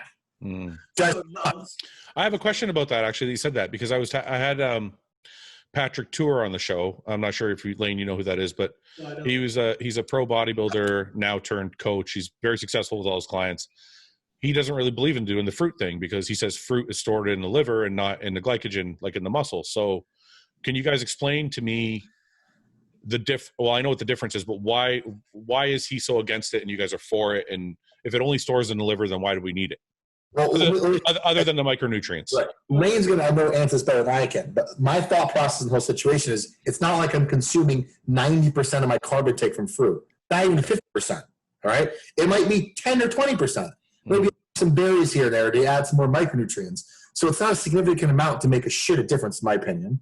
And if it did make a difference, I don't know how you'd ever even see that or even study that to make it to see a difference. And two, I think, in my opinion, like if someone's eating 400 grams of carbs, that's all white rice. That's all like basically nutrient denseless crap, energy, rather than have some sort of micronutrients involved in there as well. I did learn that fructose can only be brought into the liver, and then it does not get stored as glycogen as efficiently as glucose, which, Layne, you correct me if I'm wrong. But at the end of the day, if there's a huge deficit, your liver can take glucose and then do these enzymatic reactions and turn it to glucose. Is that correct? Yep. Yeah. Okay. So, I mean, at the end of the day, if you're in a severe deficit on contest prep, it's all going to end up in the same place anyway. Okay. Why is it just take longer? Is that why, Layne? So I come from a biochemistry background, and I find that this is kind of like, you can have the 10,000 foot view of the forest, or you can have the microscope down here looking at stuff, right? So saying not to eat fruit because fructose is stored in the liver and not in the muscle, that's taking the microscope looking down here, right? And you're missing the forest of the trees. So first off, a very interesting study two of my colleagues did who were in the lab that I was in before I got there. Their names were Josh and Tracy Anthony. Both contributed a ton to the protein literature research. And Josh was actually a very successful powerlifter as well. They actually looked at glycogen resynthesis after exercise using either glucose only or sucrose, which is 50% glucose, 50% fructose. Yeah. Guess which one refilled muscle glycogen a little bit faster? Well, the fructose. The mix. The mix. Yeah. So their hypothesis was that since if you give pure glucose, I don't know if this is right. This is just their hypothesis. The liver is going to get first pass at everything. So that liver is going to start picking off some of that glucose, right? Whereas if you give glucose and fructose, now the liver will preferentially take the fructose, leave the glucose alone for, the muscle. Now, it wasn't a big difference, right? So let's not get really hung up about it. I'm not going to tell everybody go have sucrose after the workouts, right? But as far, Chris is absolutely right. Yes, you will store fructose in the liver as glycogen. However, that is not isolated from the rest of metabolism. So your liver is kind of like your master control of metabolism. And if you were in a deficit, that means you're going to have more stuff going into the bloodstream than is going into adipose. So the liver is going to start, as the muscle is depleted of glycogen or low in glycogen, and there's a demand placed on that. There's a principle called, I'm really oversimplifying it, but it's called the Chatelier's principle. Whereas if you have a system in equilibrium, kind of A, B, and C, and you start removing C, then B is going to start coming this way and A is going to start coming this way. I see. So what's happening is if you're depleting muscle glycogen from training and deficit and whatnot, and I shouldn't say depleting, but if you're lowering muscle glycogen, that means you're going to have a insulin sensitive muscle that is going to want glucose. It's going to, there's going to have a nutrient partitioning effect where it's going to be pulling glucose, and the liver is more likely to give up its glucose. And the other thing that Chris made a great point about is that you're not eating like all carbs from fruit, right? Yeah. And it's not like, so you can store about 100 grams of glycogen in liver, but it's not like that's just, okay, got that in there, stays there all day, like that gets turned over, right? So even if you were having like quite a bit of fructose, unless you were just having like a ton of fruit at one time, which I don't know anybody that does that. It wouldn't be, yeah. And the other thing to keep in mind is fruit is not 100% fructose, right? Yeah. Most fruits, even the most dense source of fructose from fruit is like 50-50. Okay. So if you're looking at something like a banana, I mean, if you had 3 bananas, you might get 30 grams of fructose. I didn't know that. Yeah. I actually know that. Yeah. So it's if we take an extreme example, I mean, it's not talking about glycogen, but they actually did a study recently where they took people and they force fed them 150 grams of pure fructose on top of their normal diet. You know what happened? They actually self-regulated and ate less throughout the rest of the day because they were just they had all the sugar, from all that fructose, right? Yeah. And they didn't see any differences in so they compared that to a control group, didn't see any differences in fat loss, triglycerides in liver, all that kind of stuff. So again, it's like when you equate calories, you just don't see big differences. So I would never want to tell somebody, hey, like if somebody was eating all their carbs, if like all their carbs were from fruit, I might be like, all right, well, diversify a little bit. But I would never tell somebody don't eat fruit because, you'll only get that fructose going to liver glycogen. That's just a little bit of a kind of a linear simplification of how metabolism actually works. So all of this is based on deficit. Now, if I'm in a surplus, which I probably wouldn't care anyway because I'm in the off season, so I'm going to eat as much fruit as I want. But if I'm in a surplus, then what happens? Is my body still using it the same way, or is it probably staying in the liver, or how does that work? Does it matter? Does it make a difference? Well, you're not as concerned about it because your muscle glycogen's full anyway. Yeah, so it doesn't matter. So, don't even worry about it. Now you could say, well, now you're going to have more of it being converted to fat and liver. Yeah, but that's only going to happen if you're in a surplus. And, there's no evidence that it's going to be more lipogenic than a comparable calorie amount of another carbohydrate. And plus, fruit is very satiating, has fiber, a bunch of other micronutrients. There's a lot of good stuff in fruit. So, I'm a big fan of fruit, especially for satiety. I think it can be more satiating than even like, rice and oatmeal and that kind of stuff because it takes longer to eat, has a better water content, more fiber in some cases. I found watermelon's good for that because it's a very low calorie fruit, but it's very satiating. And berries too, like strawberries. Strawberries, You have like a whole pound of strawberries and it's like 15, 20 grams of carbs. Yeah. So are we saying like if you're in a diet and you're like, oh, I can't have an apple, you're probably overreacting? Yeah.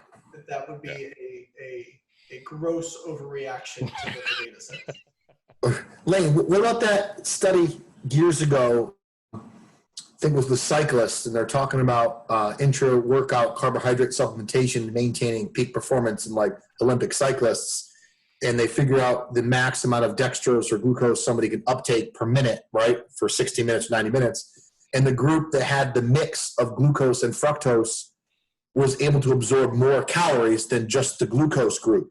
Yeah, that's another good point. Yeah. Right. And they were suggesting that, like, there's a different pathway, that the body can absorb fructose and uses energy and glucose. So, like, fructose is very demonized. And what I understand is people are so quick to eat a muffin and drink a Coke, but they're like, can't eat pineapple. Because a muffin's just glucose. It's not. It's got sugar in it. Sugar has fructose. Yeah, okay. It's funny. The first time I ever heard this was when fighters. There's a popular UFC fighter coach that uses this to rehydrate and reload his fighters after making weight. And he says he has to have fruit. He puts fruit in each of their meal because he said the uptake is stronger. So that's the first time I've ever heard that. And now obviously you guys are confirming it. So because there's two different transporters in the intestine. So you got your glucose transporter and you've got your fructose transporter. Mm-hmm. So you can only stuff, the idea is it's a gate. So you can only stuff so much glucose in, but you could be getting glucose and fructose.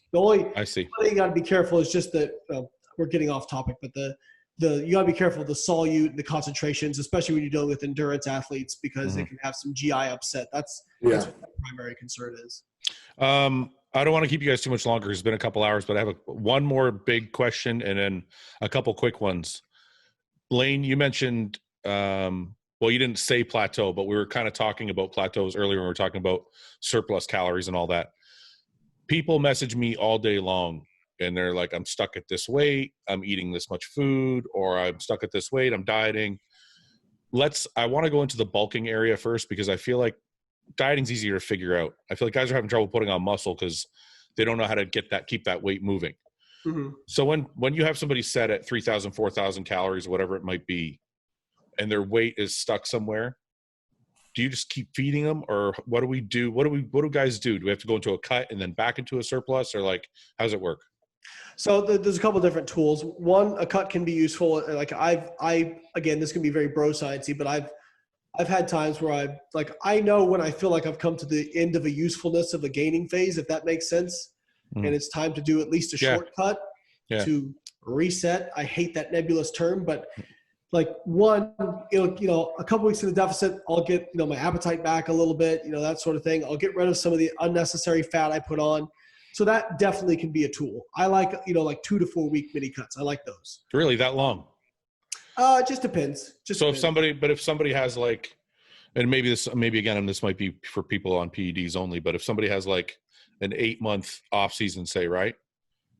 In that case, I wouldn't be doing a 4-month cut. Yeah. Or a 4 week. Yeah, it'd be more like 1 or 2 weeks. Yeah. Okay. Sorry. I just wanted to clarify. Then the other option is, reducing activity. The only caveat to that is if you reduce their activity and it reduces their appetite, that can be a problem. But some people have the opposite effect. If they become less active, they're actually more hungry. Okay. Some people do have that effect. So you can reduce activity, or you can start getting in more calorie-dense sources of food. So whether it's liquid meals, and this is, again, where flexible dieting can be helpful, because it's like I had one client in particular. He just had super high energy expenditure. He was 170 pounds and he was eating 5,000 calories a day and was having trouble putting on weight. Yeah. And he was like, please don't add any food. I feel so like I'm going to explode. I feel so bloated all the time. Well, I asked him what he was eating, and he's basically eating just chicken breasts, broccoli, rice, and oatmeal. I'm like, no wonder, dude. You're having like 150 grams of fiber a day. Like, you're literally full of shit. Like, you're backed up to your esophagus with shit. So I'm like, do me a favor. Eat some pizza, eat some Pop-Tarts, hit your macros, and let me know, and see if that helps a little bit. And he came back and he was like, oh my God, I feel so much better. Yeah. So again, that's like, I don't like poo-pooing stuff because everything's tools in a toolbox. I would not tell my obese 50-year-old woman, hey, go have some Pop-Tarts and some pizza. But for this guy, it was a great tool. And after that, he was able to start putting on some weight and whatnot, and still getting in a healthy amount of fiber and all those other things. Mm-hmm, mm-hmm. Okay. So those are, Chris, your guys, you kind of feel the same way about when you guys get stuck, or do you just keep feeding them more and more food till they keep growing? Like, what is this? It's funny that concept used to be something that I would hold true, like, 10 years ago. But I know that in my personal experience and other clients' experience, the second their appetite runs out, what usually happens is they start to have poor pumps. Then they can't sleep. Then their ability to eat starts to decrease. They feel like shit and they're tired, and then it's a clusterfuck. So I do implement short diet phases, never 2 to 4 weeks. I usually will start with like 3 days. Maybe carbs directly in half for 3 days. Yeah. Their appetite back. But I've been in situations where, say they're eating 5,000 calories a day and they lose their appetite and they feel horrible. They're tired. I can't eat anymore. I cut them down to like 4,500, 4,200, and they start gaining weight. Yeah, yeah. It's like, I don't know if they really were not eating what they're supposed to, and all of a sudden I lower to the part where mentally they could handle it.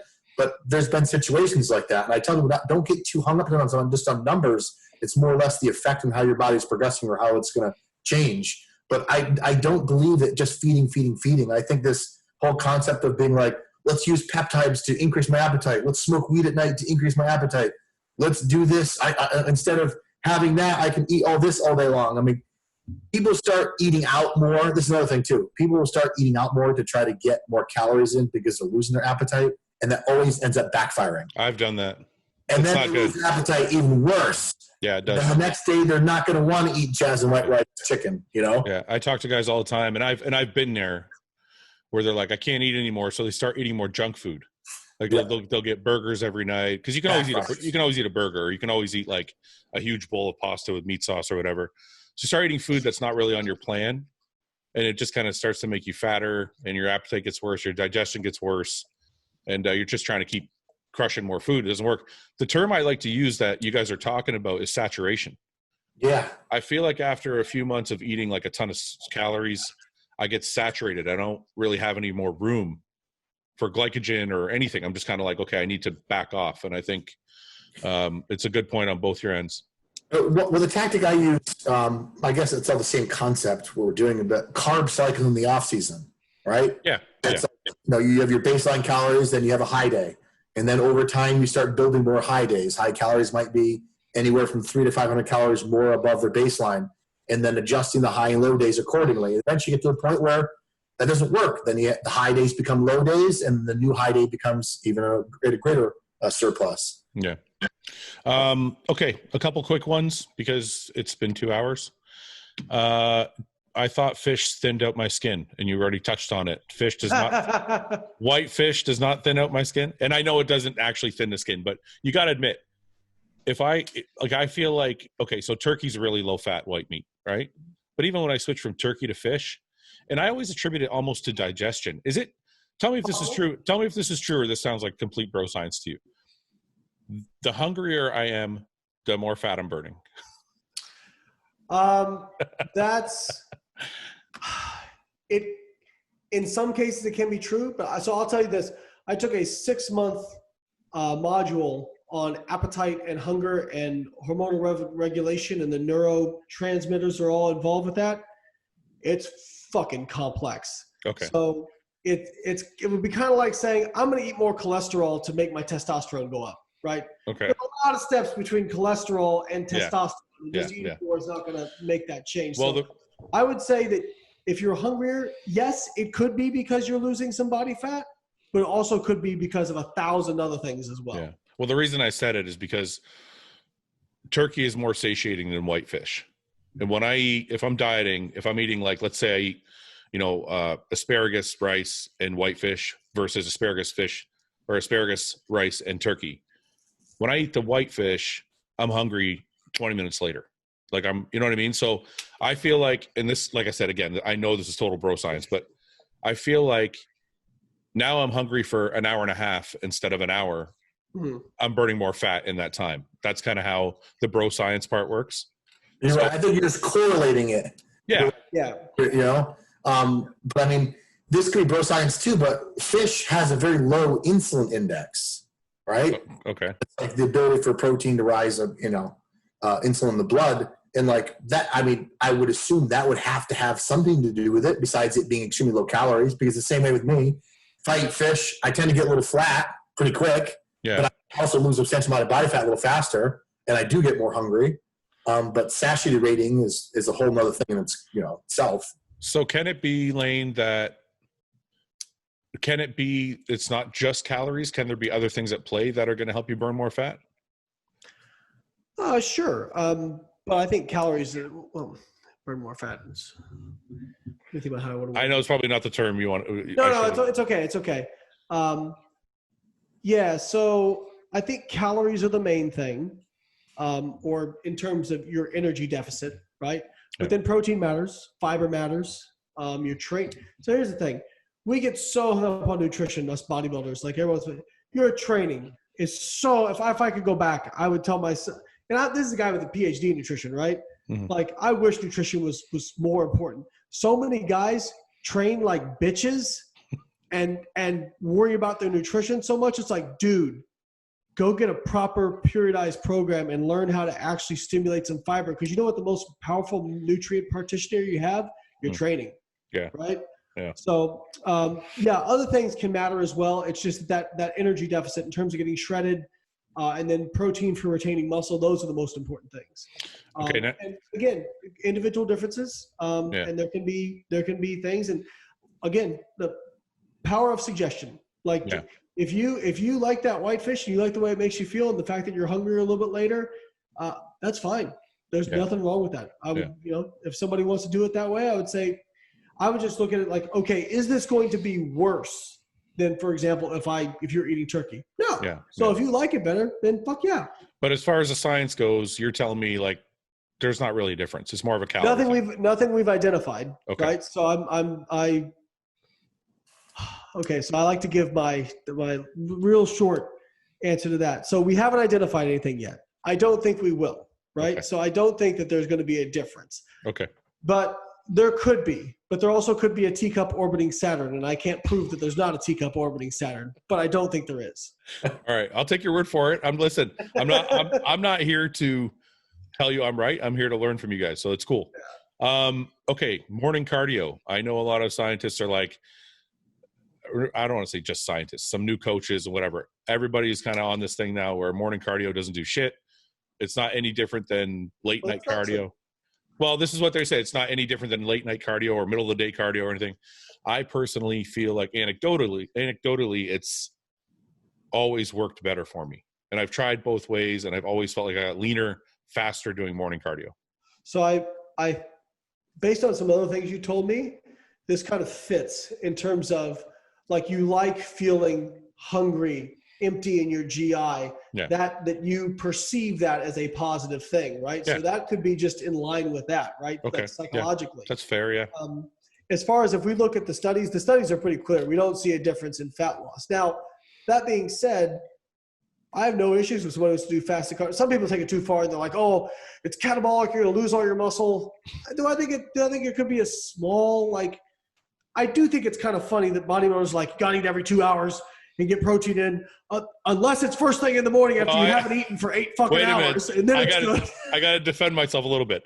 I always drink my aminos with my cardio. So I'm getting something in before. But I get my essentials in before I drink. It's not fast. It's not 100% fast. No. So I think that for a lot of people, so one, cardio has a negative interference with strength training.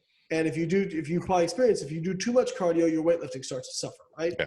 And that's our most powerful tool for body composition, everything. So we don't want it to impact. So they've found that if you separate them, the further you can separate them time-wise, the better. So it makes sense if you're going to train in the afternoon, do your cardio in the morning or vice versa, right? Yeah. I would not recommend doing an hour of cardio before you're going to go do legs. I don't think that's a good course. Idea, right? Yeah. So I think that there's that. There's also a lot of people who, for their schedule, they just can't get up and do cardio. I'll do it at noon, right? Because a lot of people have jobs. Or a lot of people just prefer to get up and get it out of the way. Yeah. All totally fine reasons to do it, and it's not worse than fed cardio. But if you're like me and you just fucking hate doing fasted cardio, then you can do fed cardio. Now, what people will cite is the studies that show that you burn a greater percentage of the calories from fat during fasted cardio than you do fed cardio. That is true, but we don't see differences in fat and actual body fat loss. And some people may say, well, that seems weird. Well, the reason is likely that if you're burning, so if you're fasted, you haven't eaten, and you go out and do an hour or 2 hours cardio, whatever, well, then you actually effectively shortened your feeding window already. That means you're going to have to put more calories in compared to somebody who ate before. Does that make sense? No. So, okay. Still putting in the same amount of calories though. Right. Yeah. So let's say, you have, instead of having 16 hours to eat, let's say you go out and do 2 hours fasted cardio. I'm just taking that for an example. Okay. Instead of having 16 hours to eat now you have 14 hours to eat. Yeah. Right? Okay. So you're actually getting in more calories over that back end period of time. Agreed? Yeah. That you haven't eaten before where the other person would have eaten before. Yeah. So yes, you're burning less fat during the fed cardio, but you're going to burn more fat throughout the rest of the day because you're eating less calories throughout the rest of the day. Whereas on fasted cardio, you're burning more fat during that period of time, less fat throughout the rest of the day because you have to eat more after that. But the day as a whole, you're eating the same amount of calories. Right. But I'm saying, so the studies that people will cite to support fasted cardio are acute studies looking at what they're burning during the exercise. Yeah, I get it. Right. Yeah. So you have to look at it for 24 hours. And like you said, when you equate calories, you look at it for 24 hours, there's no difference in body fat loss, because if you do fasted cardio, you'll actually end up burning less fat the rest of the day after the cardio than somebody who did fed cardio. Is that true, Chris?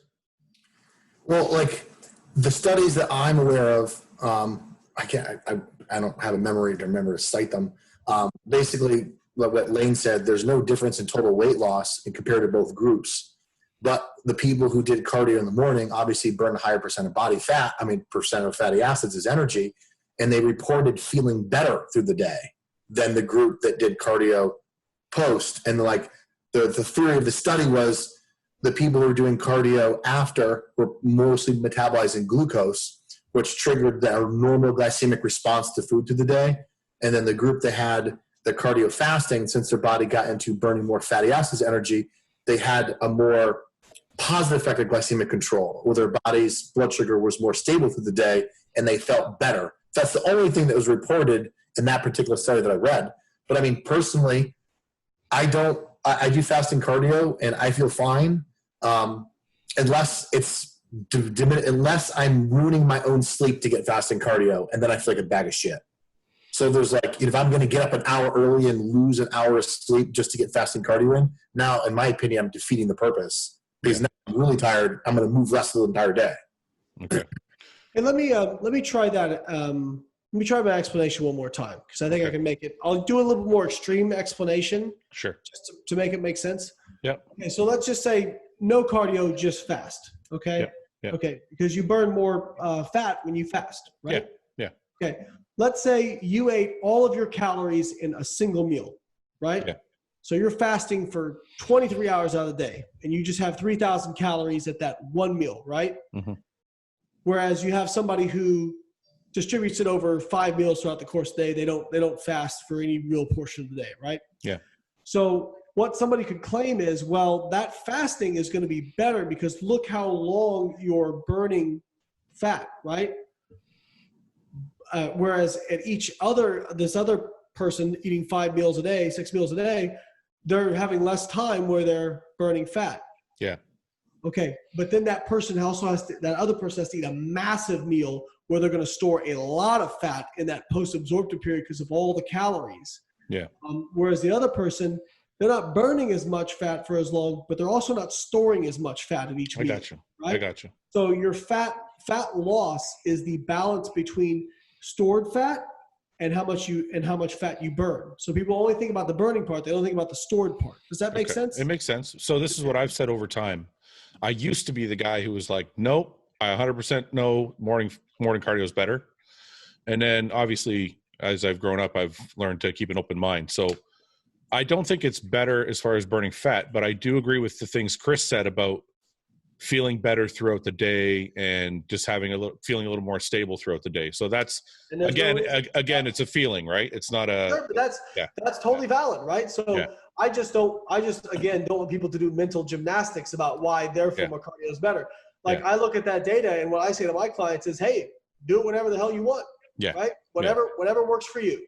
Yeah. Okay. Same thing with high intensity and steady state cardio. People are like, which one should I do? I'm like, I honestly rather have a blend of both, but sometimes, in my opinion, some people do really well with steady state. Some people do really well with high intense. I'm those ones that completely folds on high intense. It wipes me out, and I can't do shit later for training. Yeah. Better steady state. I have other people who like, dude, 25 minutes of hit, I'm ripping, I feel great, and they're great the whole day, and they're losing body fat.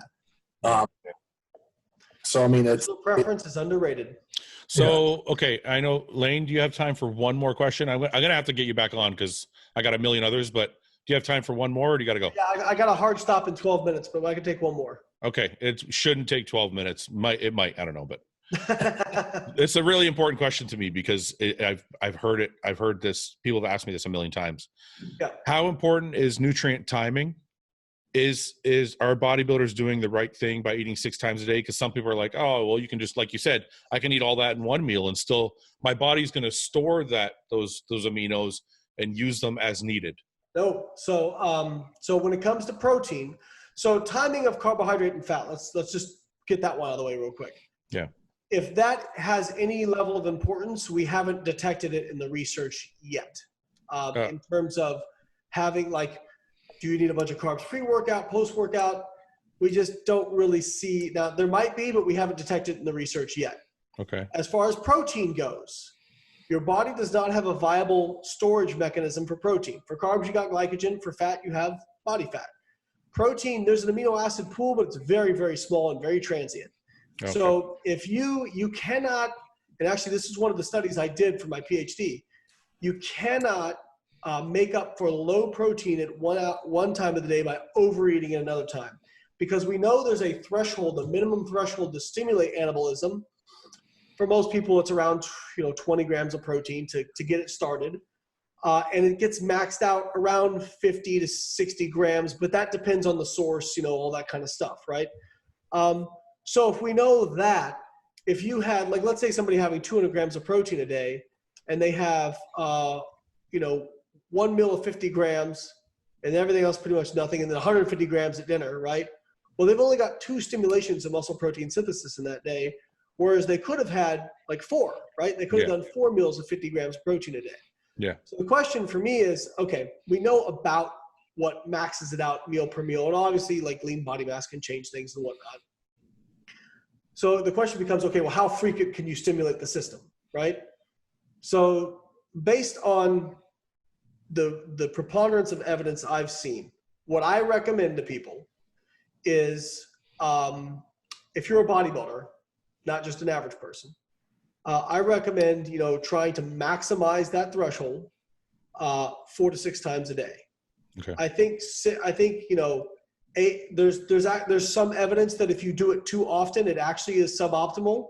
That you can actually cause kind of like anabolic resistance. I was gonna ask you that. Blunting More times effect? better.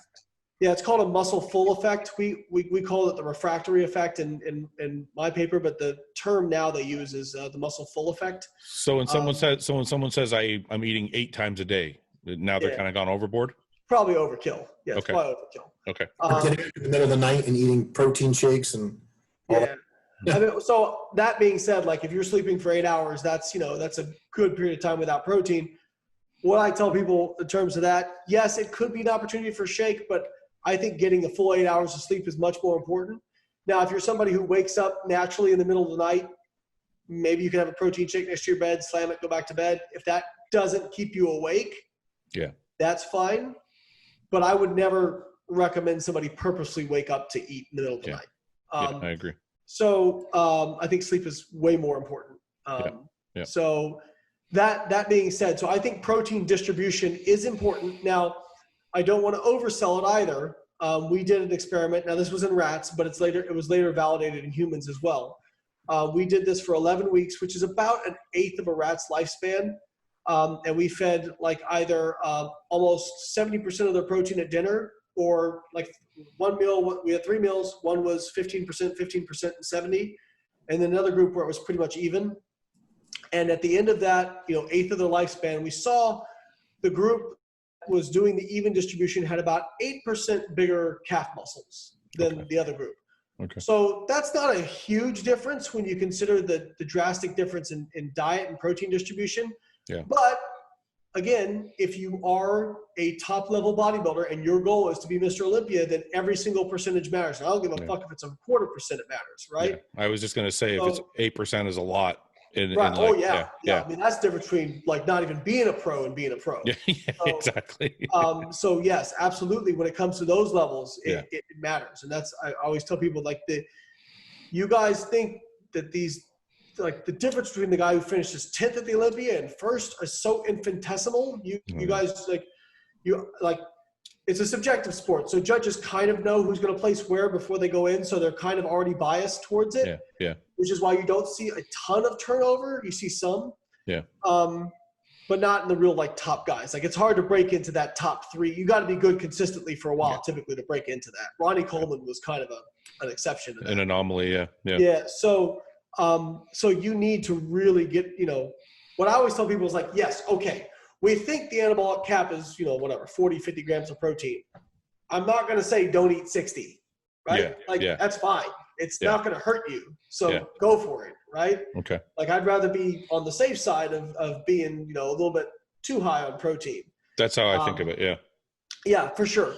So, but I do think that some people can, you get people like, oh, I'm going to eat 600 grams of protein. And it's like, well, now you're robbing, carbs and fats. Your digestion's going to feel like shit. Your training's going to suffer. You're going to smell like ammonia all day, so there's trade-offs to that. Chris, you find the same thing? Like I know you're probably the same way as me, right? You're pretty stable throughout the day with your protein amounts. And like the same thing Layne said, the research I learned when I was in school, my internship and my master's, and my credits I have to get every year are consistent with consistent regular refeeds 4 to 6 times a day.